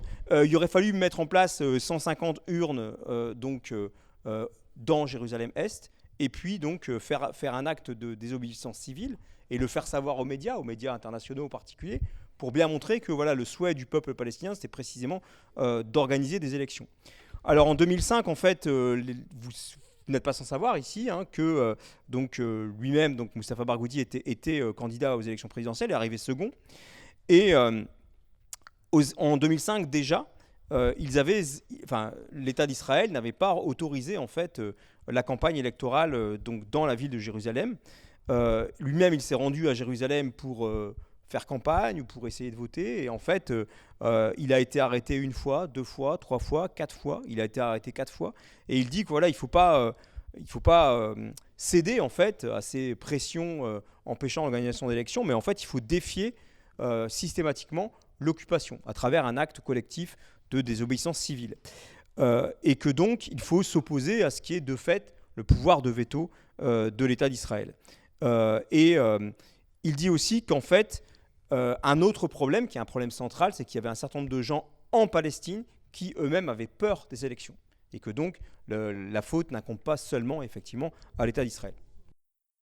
There can be no legitimacy for any leadership without free democratic elections. And we want elections. And the people want elections. And that's why we went to Beijing and concluded an agreement between all Palestinian groups, which in my opinion is the most realistic agreement that can be implemented, because it speaks about creation of an independent national consensus government and creation of a unified leadership. And once the war is over, and that the interim government will prepare for elections. That's what we did that in July last year. But unfortunately, up till now, it's not implemented. And we keep pushing for it to be implemented. Alors, donc il n'y a aucune légitimité donc, sans l'organisation d'élections, et le peuple palestinien, de fait, veut donc l'organisation d'élections. Il y a eu un accord récent autour d'un gouvernement, de la mise en place d'un gouvernement d'union nationale, d'un gouvernement intérimaire en fait. En juillet l'année dernière, effectivement, cet accord a été mis en place, et on n'arrête pas de reporter ça effectivement à des jours meilleurs, pour que effectivement enfin soit organisée une élection en Palestine qui de fait n'a pas été organisée depuis environ 20 ans. After all what happened the last 2 years, this is the third question. After all what happened the last 2 years, I don't know if I want to be president of the authority, this authority. I want to be president of leadership, not authority, if there are elections.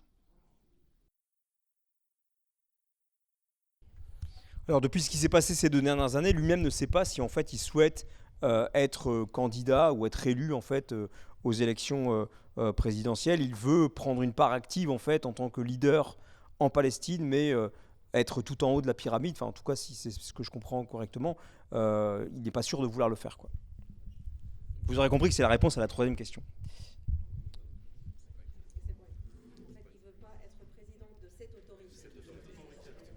Ah là, il veut pas être président de cette autorité-là. Okay.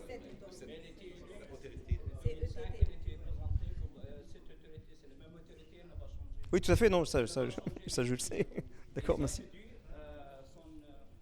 Son accord avec Ben Ami en Italie, toujours, il était avec Ben Ami dans le ministre des Affaires israélien, l'ancien ministre des Affaires israélien. Vous avez dit non, vous n'avez pas vu M.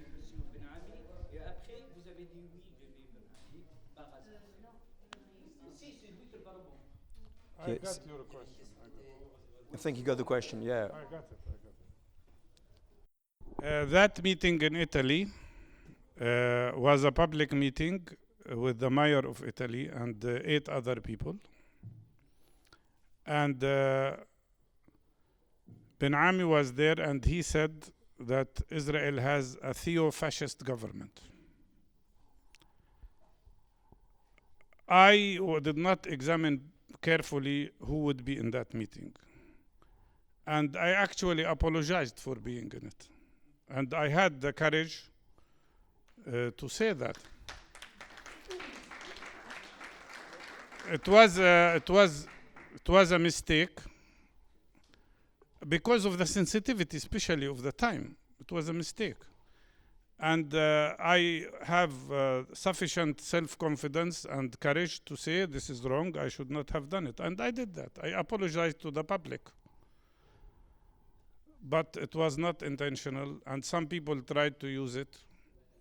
Who tried to use it? Those who are meeting with the Israeli government all the time, not opposition. But in principle, we have to be careful because of while this is happening in Gaza, everybody has to be responsible and very sensitive.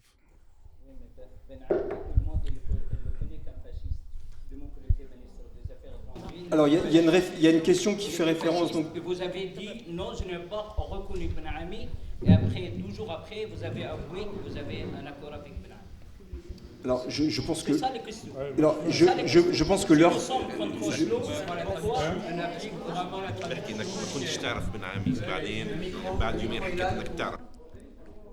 No, I didn't say. Alors, no. Sorry. You are.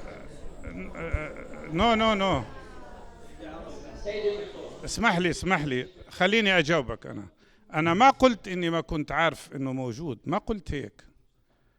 أنا قلت ما كنتش ناوي أروح أجتمع معه، هذا اللي حكيته. في ناس بيخربشوا الحكي. لا بس يا دكتور أنت في مقام عالي كبير وكنت مرشح للرئاسة الفلسطينية، مستحيل ما تعرفش من هو بن عامر. لا ما قلت. كان هو الفاشيست في الجبرمون الإسرائيلية السابقة. مستحيل يا دكتور. أنا ما قلت إني. تدخل الانتخابات في 2005 مستحيل إنك تدخل الانتخابات في 2005 على أساس أوسلو، وإحنا الله يعلم كثير منا كنت أوسلو وبنحط فيك أمل كبير، وأنا من الناس اللي كنت أحترمك وما زلت أحترمك. Alors, خلص فهمت، بس عشان اسمح لي، عشان ما ناخذ وقت الناس، عيب، عشان بدهم يسمعوا. اسمح لي أنا بفسر لك بس نخلص. بس أنا لم أقل ما قلته أنت. اني انا بعرفوش، ما قلت هيك. طيب انا اعتذرت عن الخطأ، خلي كل واحد قابل الإسرائيلية يعتذر عن الخطأ، ليش الآخرين بيعتذروش؟ Shukran, that much I understand. Alors juste rapidement, l'heure tourne, la parole a été prise voilà, par monsieur qui était posé sans doute une question intéressante mais sans avoir eu le micro avant. Je ne sais pas combien de questions on peut prendre encore, j'ai juste observé, et c'est le féministe en moi qui parle, que beaucoup d'hommes ont posé des questions et pas beaucoup de femmes. Donc si on pouvait prendre une ou deux questions de femmes, ce serait pas mal. D'abord comprendre peut-être la nature de l'échange. Comment ? Une question est en train d'être posée par une femme au premier rang, je ne comprends rien de ce qu'elle dit, parce qu'il y a trop de bruit. يعطيك العافية. وسام دول، أنا طبيب فلسطيني الآن. بطلبوا تفسير بالنقاش اللي صار بينك وبين الأخ، بس بطلبوا توضيح يعني إيش اللي حكيته أنتم بالعربي مع الأخ، على أساس بس يفهموا إيش اللي. Well, the thing is, the question was actually asked in Arabic, and you replied in Arabic. I don't speak Arabic, so the people in the crowd would like to know what the exchange was about. I will explain. Anybody wants to translate into French? Because that would save time. Okay? Okay. Fair enough. No, the discussion, the friend here asked about a meeting that happened in Rome, which was attended by me and by a person in Israeli opposition now, who is Ben Ami, who used to be a foreign minister in Israel. And I explained that when the meeting happened, I didn't prepare very well and didn't know sufficiently who was there, and I apologized for the lack of preparation. That's it. Okay, donc was it last summer? No, that was long time ago. Okay. Donc la controverse, en fait, elle tourne autour d'une réunion organisée à Rome, à laquelle donc M. Barghouti a participé. Et ce qui lui a été reproché après, c'était qu'en fait, à cette réunion se trouvait notamment ce M. Ben Ami, qui avait été donc ministre des Affaires étrangères en Israël, et que M. Barghouti reconnaît qu'il a mal préparé sa participation à l'événement. Et donc il a été très honnête en disant qu'il s'était trompé, que c'était une erreur, et il avait ensuite présenté des excuses publiques par rapport à sa participation à cet événement.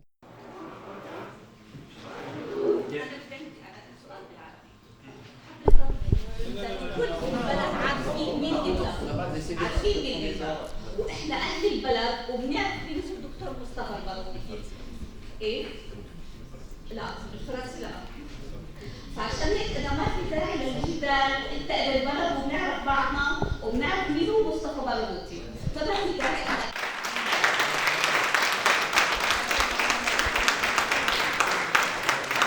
Thank you. You want to translate into French? Vous voulez pas traduire en français rapidement? Je vais traduire en français. Donc ce que dit mon ami, c'est que nous tous, en tant que Palestiniens, moi, elle et notre ami Nasser, on est tous avec le docteur Mustafa Barghouti, on apprécie tous les efforts qu'il fait sur les plans internationaux. Il n'arrête pas de défendre notre cause palestinienne. Il fait face à des entretiens avec des gens qui manquent de politesse, qui manquent de tout. Il fait face. Merci. So, I mean, all of these Palestinian people in the country here in France, they are immensely thankful to you. That's the bottom line. Donc ici, et puis en Europe, on finit avec deux questions, hein, du coup. Ici, et puis les personnes là-bas.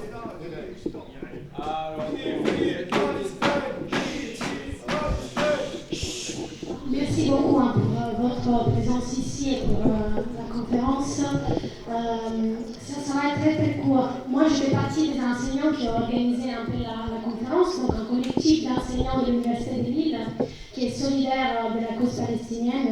Donc on essaye de faire quelque chose pour arrêter ces génocides qui est intolérable. Et j'ai entendu parler du fait que l'université à Gaza a été occupée dès décembre 2023. Il s'agit aussi de la destruction du système éducatif à Gaza. Je sais que ça peut paraître anodin vu l'ampleur de l'urgence humanitaire, mais je l'ai dit aussi que les conditions de production du savoir et de la culture sont une forme de résistance. Donc je voulais savoir si vous aviez des informations là-dessus et des axes stratégiques sur lesquels on peut travailler pour en fait défendre la culture en Palestine et l'université palestinienne. Well, she's an academic part of the, of the organization of this event today, and she'd like to know a few things about the extent to which, since December 2023, apparently the Gaza University has been occupied, and that she's concerned about the actual production of knowledge in Palestine and in the Gaza Strip in particular. And she would like to know a few more things about this, and how can French academia or international academia, how can we help? Well, you are right, because actually all universities were destroyed, and the first buildings that the Israeli bombardment started with in the war was the universities.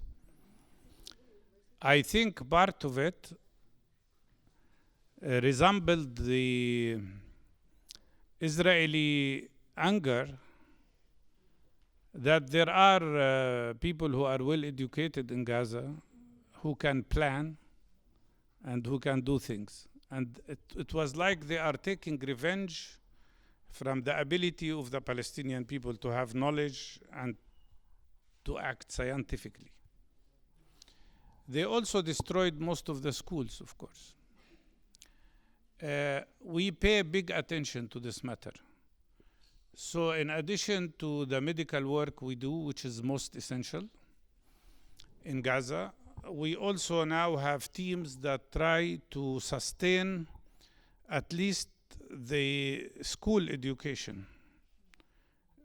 And I am really so impressed by the wonderful people in Gaza, how they manage, even when there is bombardment, to organize classes for children so that they are not lost completely. The other thing, there are plans that were developed with different universities in the region to keep teaching the medical students, the nurses, the medical doctors. At least those are the specialties that are given priority, so that we don't lose a whole generation. But of course, hopefully when the bombardment stops, we will need a lot of support to rehabilitate the medical and educational structure in particular. And that means maybe people could volunteer to go and help. Maybe people will also collect support to rebuild the universities and rebuild the schools. One thing I can assure you of is that we will never give up. And every house, every university, every school that was destroyed should be rebuilt, whatever it takes. Please, I'll continue when you translate. Ok, oui, donc en fait, vous avez raison, hein, effectivement, toutes les universités palestiniennes ont été bombardées, et le fait est que parmi les tout premiers bombardements qui ont été organisés, ces bombardements ciblaient très clairement des institutions universitaires. Ce qui est pour lui en fait l'illustration que le gouvernement israélien en fait ne supporte pas l'idée que des Palestiniens puissent être hautement qualifiés, puissent produire de la connaissance, puissent penser et agir scientifiquement. Et en plus des universités, c'est pas un hasard si effectivement beaucoup d'écoles ont été détruites. Ce qui pose un certain nombre de questions en matière d'aide médicale, hein, et puis d'aide scolaire aussi, hein, d'aide à la scolarité. Il est très impressionné en fait, puisque c'est quelque chose qu'il voit assez fréquemment. Il est très impressionné par la façon dont en fait, malgré la guerre et malgré l'entêtement d'Israël à détruire les écoles, des cours sont organisés, des séances de soutien sont organisées un peu partout à Gaza. Il pense que c'est très important en fait, de mettre en place des projets universitaires et des projets, notamment des projets qui sont liés en fait, à des écoles de médecine ou des écoles d'infirmières, puisque beaucoup de ces bâtiments sont actuellement détruits ou endommagés. Et donc, il ne faudrait pas en fait, qu'une génération de praticiens de la santé, finalement, soit complètement perdue Et c'est la raison pour laquelle il imagine que, à l'issue de la guerre, il puisse y avoir un soutien international massif qui permettrait effectivement de reconstruire les universités, de reconstruire les écoles. Et il termine en disant, voilà, nous n'abandonnerons jamais. Chaque bâtiment qui aura été détruit sera donc évidemment reconstruit. This was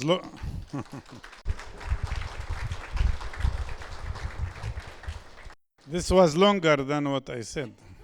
Yeah, this is French, right? It's a very verbose language. Okay. No, this is. I mean, you can prove that statistically. Fine.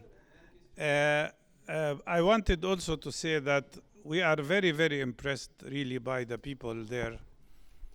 We have a clinic in Jabalia camp, and the army destroyed it.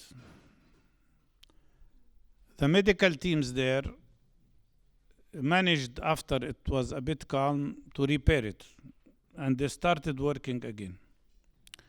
Then it was bombarded again and destroyed. And about 2 months ago, they repaired it again. They couldn't repair a whole wall, which was completely lost, so they put plastic instead of the wall. But it is working now. They destroyed our main center, which was completely burned by tanks. A month ago, our colleagues managed to repair the first floor, and it is working now, and they see 300 patients every day. So the resilience of the people is just amazing. And I know it's very harsh psychological stress all the time on them. But the fact that they have this wonderful spirit is by itself an indication of the future, that the people will not give up, whatever it takes.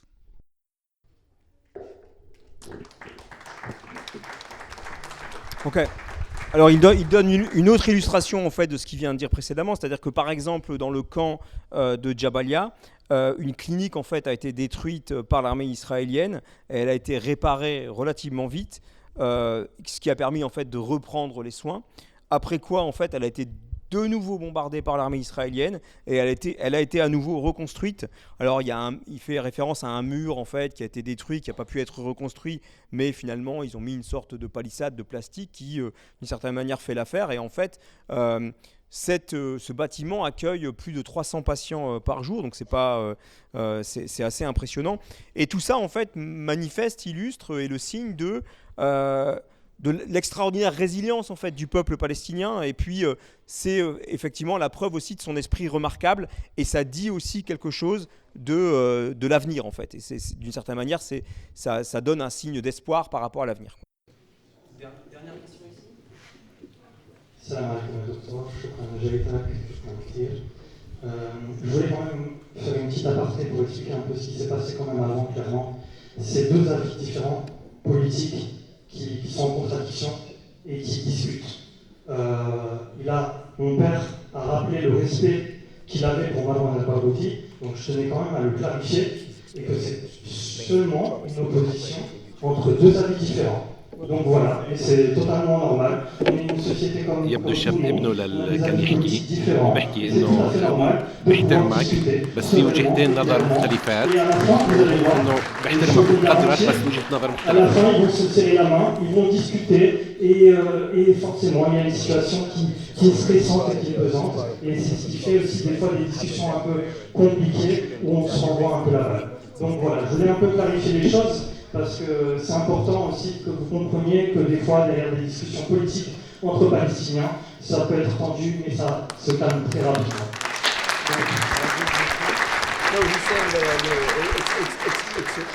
it's a usual thing to happen, that people actually disagree, considering how grave the situation is. Of course, if we don't have differences, there is no democracy. It's normal. Alors, je voulais poser plusieurs questions. Que pensez-vous des accords d'Oslo? Est-ce que vous avez toujours la même vision des accords d'Oslo entre avant et maintenant, du coup? Vous vous êtes présenté aux élections, vous êtes arrivé deuxième aux élections présidentielles. Est-ce que vous pouvez nous en dire plus un peu sur le programme que vous proposiez? Et est-ce que ce programme a évolué aujourd'hui en vue des circonstances qu'on a pu avoir après le 7 octobre? Et après, est-ce que vous avez une vision de la Palestine avec, un arrêt de l'occupation dans les terres de 67, ou est-ce que c'est une libération totale de la Palestine? Merci pour votre réponse.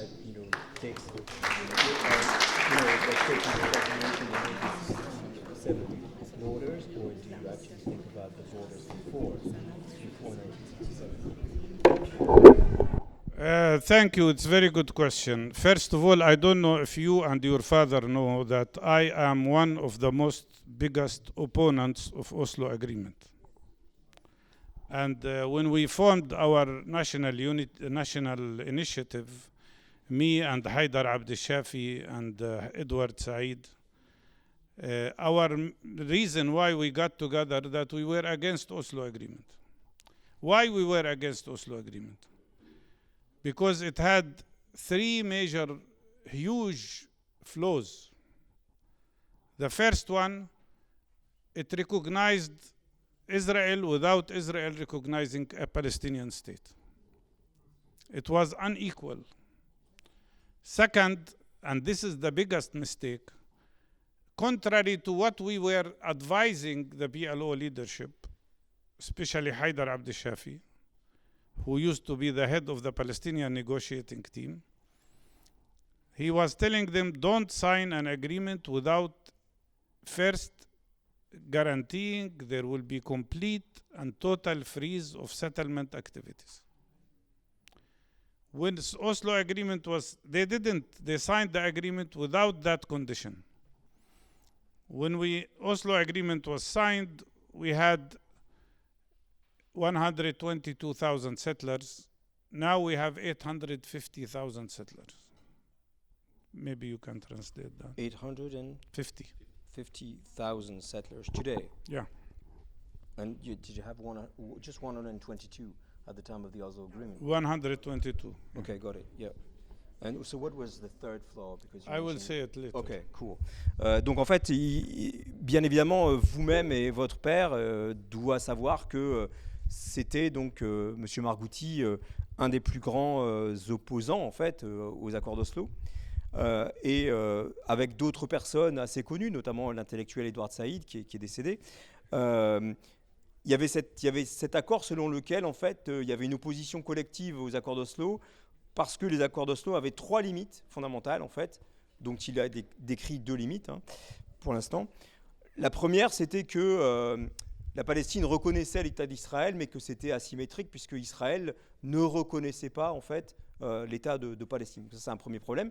Le plus gros problème, selon lui, en fait, et il y avait en fait une volonté chez un certain nombre de leaders de l'OLP de faire ça, et puis il y avait aussi des gens qui n'étaient pas d'accord. C'était l'idée selon laquelle il fallait impérativement imposer en fait un gel de la colonisation, en fait. C'est-à-dire qu'au moment des accords d'Oslo, apparemment, il y avait 122 colons donc israéliens, 122 000, et alors, ouais, non, c'est ce qui m'a étonné, mais alors maintenant, what about now? 850 000. Oui, ok, d'accord. Et que donc, à l'époque, il y avait 122 000 donc colons israéliens, mais que maintenant, il y en a donc 850 000, et effectivement, on voit cette augmentation absolument exponentielle, quoi. It's not just that there is 800 or more than 800,000 settlers. The settlers have become the political base of fascism in Israel. And the third point is that the Oslo Agreement was about interim arrangements without identifying the end result. And that's why it was very easy for Israel to manipulate. And Netanyahu came to power to kill Oslo. But there is one very important point. Because as you know, Oslo was agreed about by Yasser Arafat, who was the head of the Palestinian leadership. And we opposed it. which he didn't like at that time. But later, when the Intifada started, the second Intifada, we became very close because we stood with him when he was besieged. And for the first time, I told something he told me last year. For the first time, I said it. So it's not a secret anymore. He told me when he was under siege in the Muqata'a in Ramallah, he told me he thought that Oslo was a trap.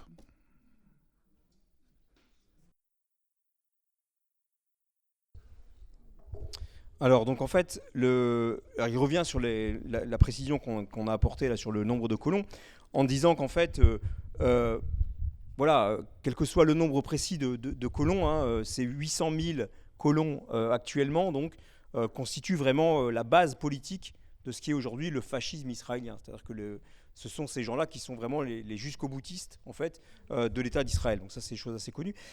Et après...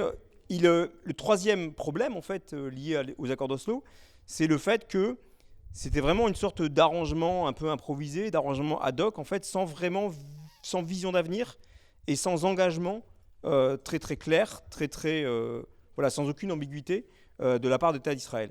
Et qu'en fait, Netanyahou, finalement, son travail, ça a été de tuer l'accord d'Oslo. Et ensuite, alors, il parle de M. Yasser Arafat, hein, donc l'ancien leader de l'OLP, en disant que Yasser Arafat, en fait, était un des acteurs principaux en Palestine, ou sinon l'acteur principal de la signature des accords d'Oslo. Et en fait, lui, bien évidemment, et puis d'autres, hein, comme Edward Said. Alors, parenthèse, c'est pas le traducteur qui parle, mais moi, je me souviens d'avoir lu donc des textes vraiment extraordinaires d'Edward Said qui sont très critiques, en fait, des accords d'Oslo, et puis aussi de Yasser Arafat, ce qui contraste avec le traitement médiatique français qu'on avait à l'époque. Parenthèse fermée. Yeah. Well, just to get paid more, right? So just. Donc voilà. Donc, mais je pense que c'est intéressant parce que ces textes-là sont traduits en français. Donc, ok. Et que donc, il était très très opposé à Yasser Arafat, mais que néanmoins, après le début de la deuxième Intifada, alors qu'effectivement il y avait un siège donc de l'État d'Israël qui faisait donc de Yasser Arafat vraiment quelqu'un de captif, quoi, en fait. Il a eu une discussion avec Yasser Arafat et Yasser Arafat lui a dit donc à M. Barghouti, voilà, en fait les accords d'Oslo, en fait c'était un piège, on a été piégés, quoi. Et alors il nous livre pas ici un scoop à nous public lillois, hein, puisque ce sont des choses qu'il a dites donc publiquement il y a l'année dernière, je pense. Voilà. I wrote before 7th of October, maybe 2 years ago, more than 2 years ago, I wrote an article in The Guardian in which I said that with these Israeli settlements, the whole idea of two-state solution will evaporate. So the only solution will be one state, one democratic state. And I'm telling you today, with all respect to everybody, that the Palestinian issue will not be resolved without ending the settler colonial project. Because settler colonial project means racism and racial discrimination. And we cannot accept to be slaves of any system of racism. Alors donc en fait il y a 2 ans il a publié une tribune dans le Guardian, donc le quotidien britannique, hein, qui est très très lu partout dans le monde, hein, voilà. Et donc il a dit notamment que voilà, au-delà du débat sur trouver une solution à 2 États, lui il pensait que la vraie solution finalement c'est de trouver de mettre en place un État démocratique palestinien premièrement, et puis surtout de veiller à ce que on puisse mettre fin en fait à la colonisation israélienne, puisque cette colonisation ne peut reposer que sur le racisme, que sur les discriminations, et que le peuple palestinien ne veut pas être l'esclave en fait d'un racisme systémique à l'intérieur de effectivement ces colonies israéliennes.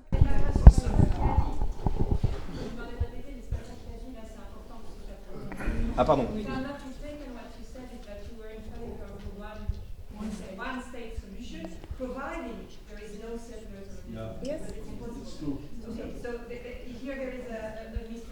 Oui, c'est ça. Oui, non, vous avez raison, effectivement. Oui. Ok, Effectivement, ok. il est en faveur non pas d'une solution à deux États, mais d'un seul État démocratique à l'intérieur duquel il n'y aurait aucun racisme, aucune discrimination. Oui, tout à fait. We hear that France might recognize Palestine.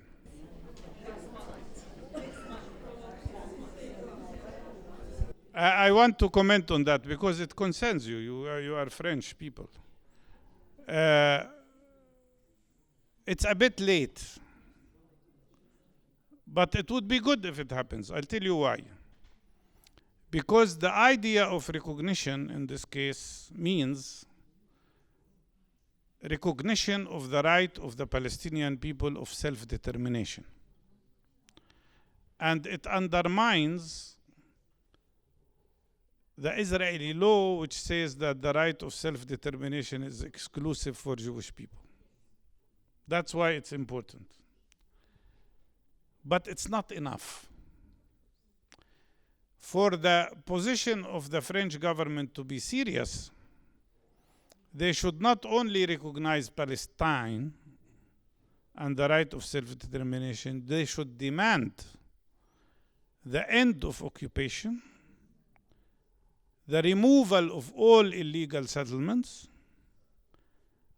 and immediate end of the genocide that is happening in Gaza. And if not, impose sanctions on Israel. Yes.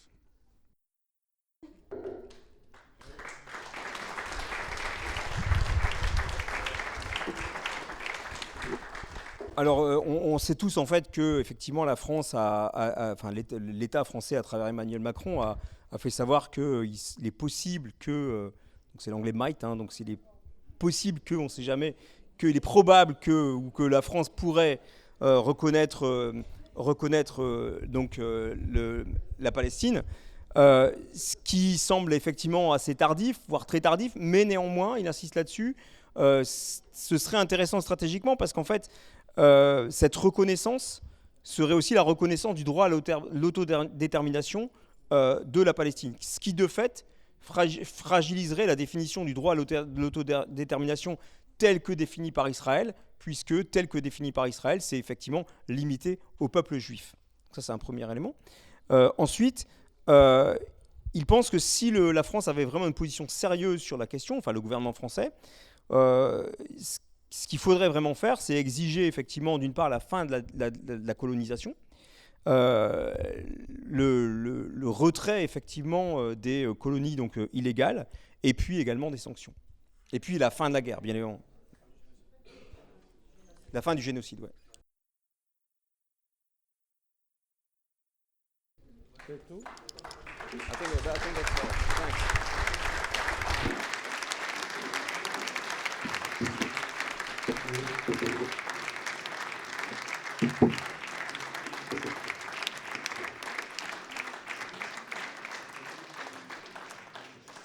Voilà, on va s'arrêter là pour ce soir.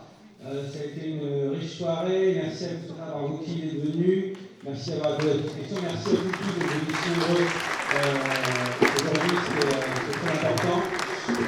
Je crois que quelqu'un de la FPL de nous rappeler les prochains rendez-vous très rapidement, parce que comme Mustafa Barghouti l'a dit, les conférences ne suffiront pas à faire plier le gouvernement Netanyahou.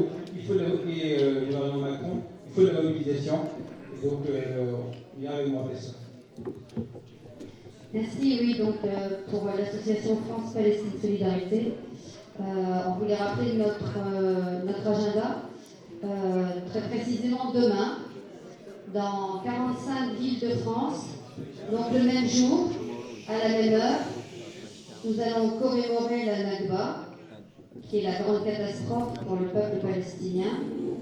Vous avez donc ici derrière ce qu'a produit la Nakba, qui est effectivement une planification d'un mouvement politique qui s'appelle le sionisme et qui a planifié depuis le 19e siècle la création d'une colonie de peuplement qui s'appelle donc Israël, qui est un État hors la loi, qui est un État colonial, donc raciste, un État terroriste, Et donc, en plus de cette commémoration demain qui rappellera ce qu'est la Nakba, nous allons 19h, mais rendez-vous à 19h, mais à partir de 19h30, nous rendrons hommage aux plus de 51 000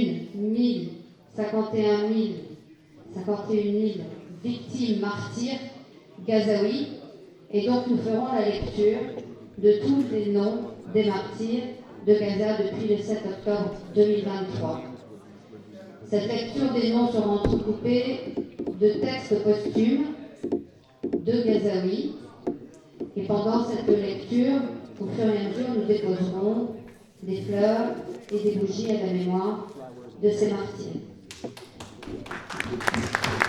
Ça, c'est l'agenda pour demain. Je sais qu'il y aura de nombreux Palestiniens qui sont inscrits déjà pour la lecture.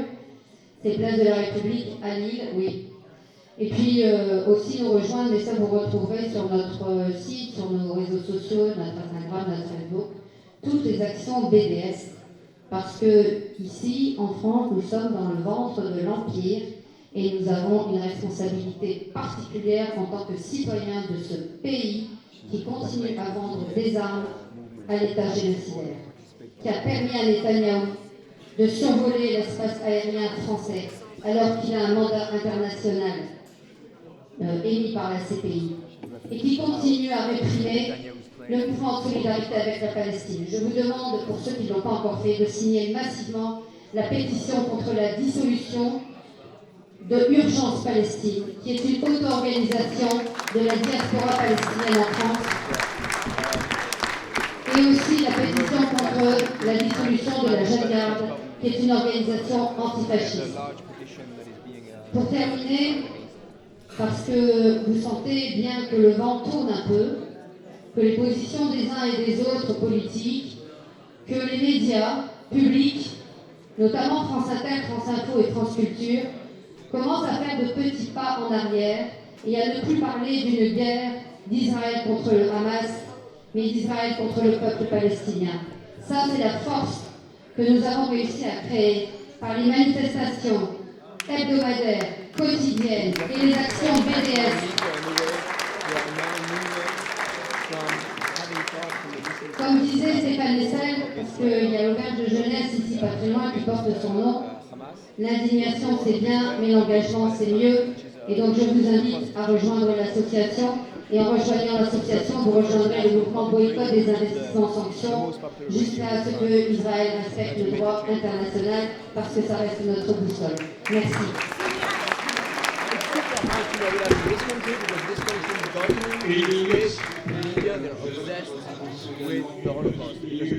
À l'initiative du groupe de pilotage FPS, nous proposons la projection d'un film palestinien qui s'appelle From Ground Zero et qui montre que les artistes continuent à travailler, à s'exprimer, à créer, malgré les horreurs qui se sont déroulées depuis le 7 octobre. Alors ce film est composé de 22 documentaires qui ont été réalisés par des cinéastes gazaouis qui ont pu recevoir des caméras pour filmer. Et c'est une œuvre donc artistique. C'est un film qui comporte à la fois des documentaires, des fictions et également de l'animation. Alors ce film, on aura également la présence de la productrice du film, Laurent Nicolas, qui a aidé et a diffusé à produire ce film et à le diffuser. Donc vous voyez, malgré toutes les horreurs, dans les pires des situations, les artistes continuent à s'exprimer et on pourrait faire un parallèle également pour ce qui s'est passé dans les camps autrefois pendant la guerre, où les artistes et des écrivains ont continué à jouer des pièces de théâtre et à faire vivre la culture, et ici, avant tout, la culture palestinienne. Merci.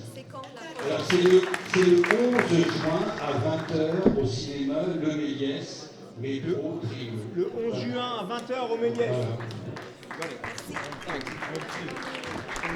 Et en plus de la culture, il y a aussi l'agriculture, parce que les Palestiniens continuent à résister sur leur terre et à produire de l'huile d'olive de Palestine, des dattes de Palestine, et vous en avez un peu là-bas sur la table de l'AFPS.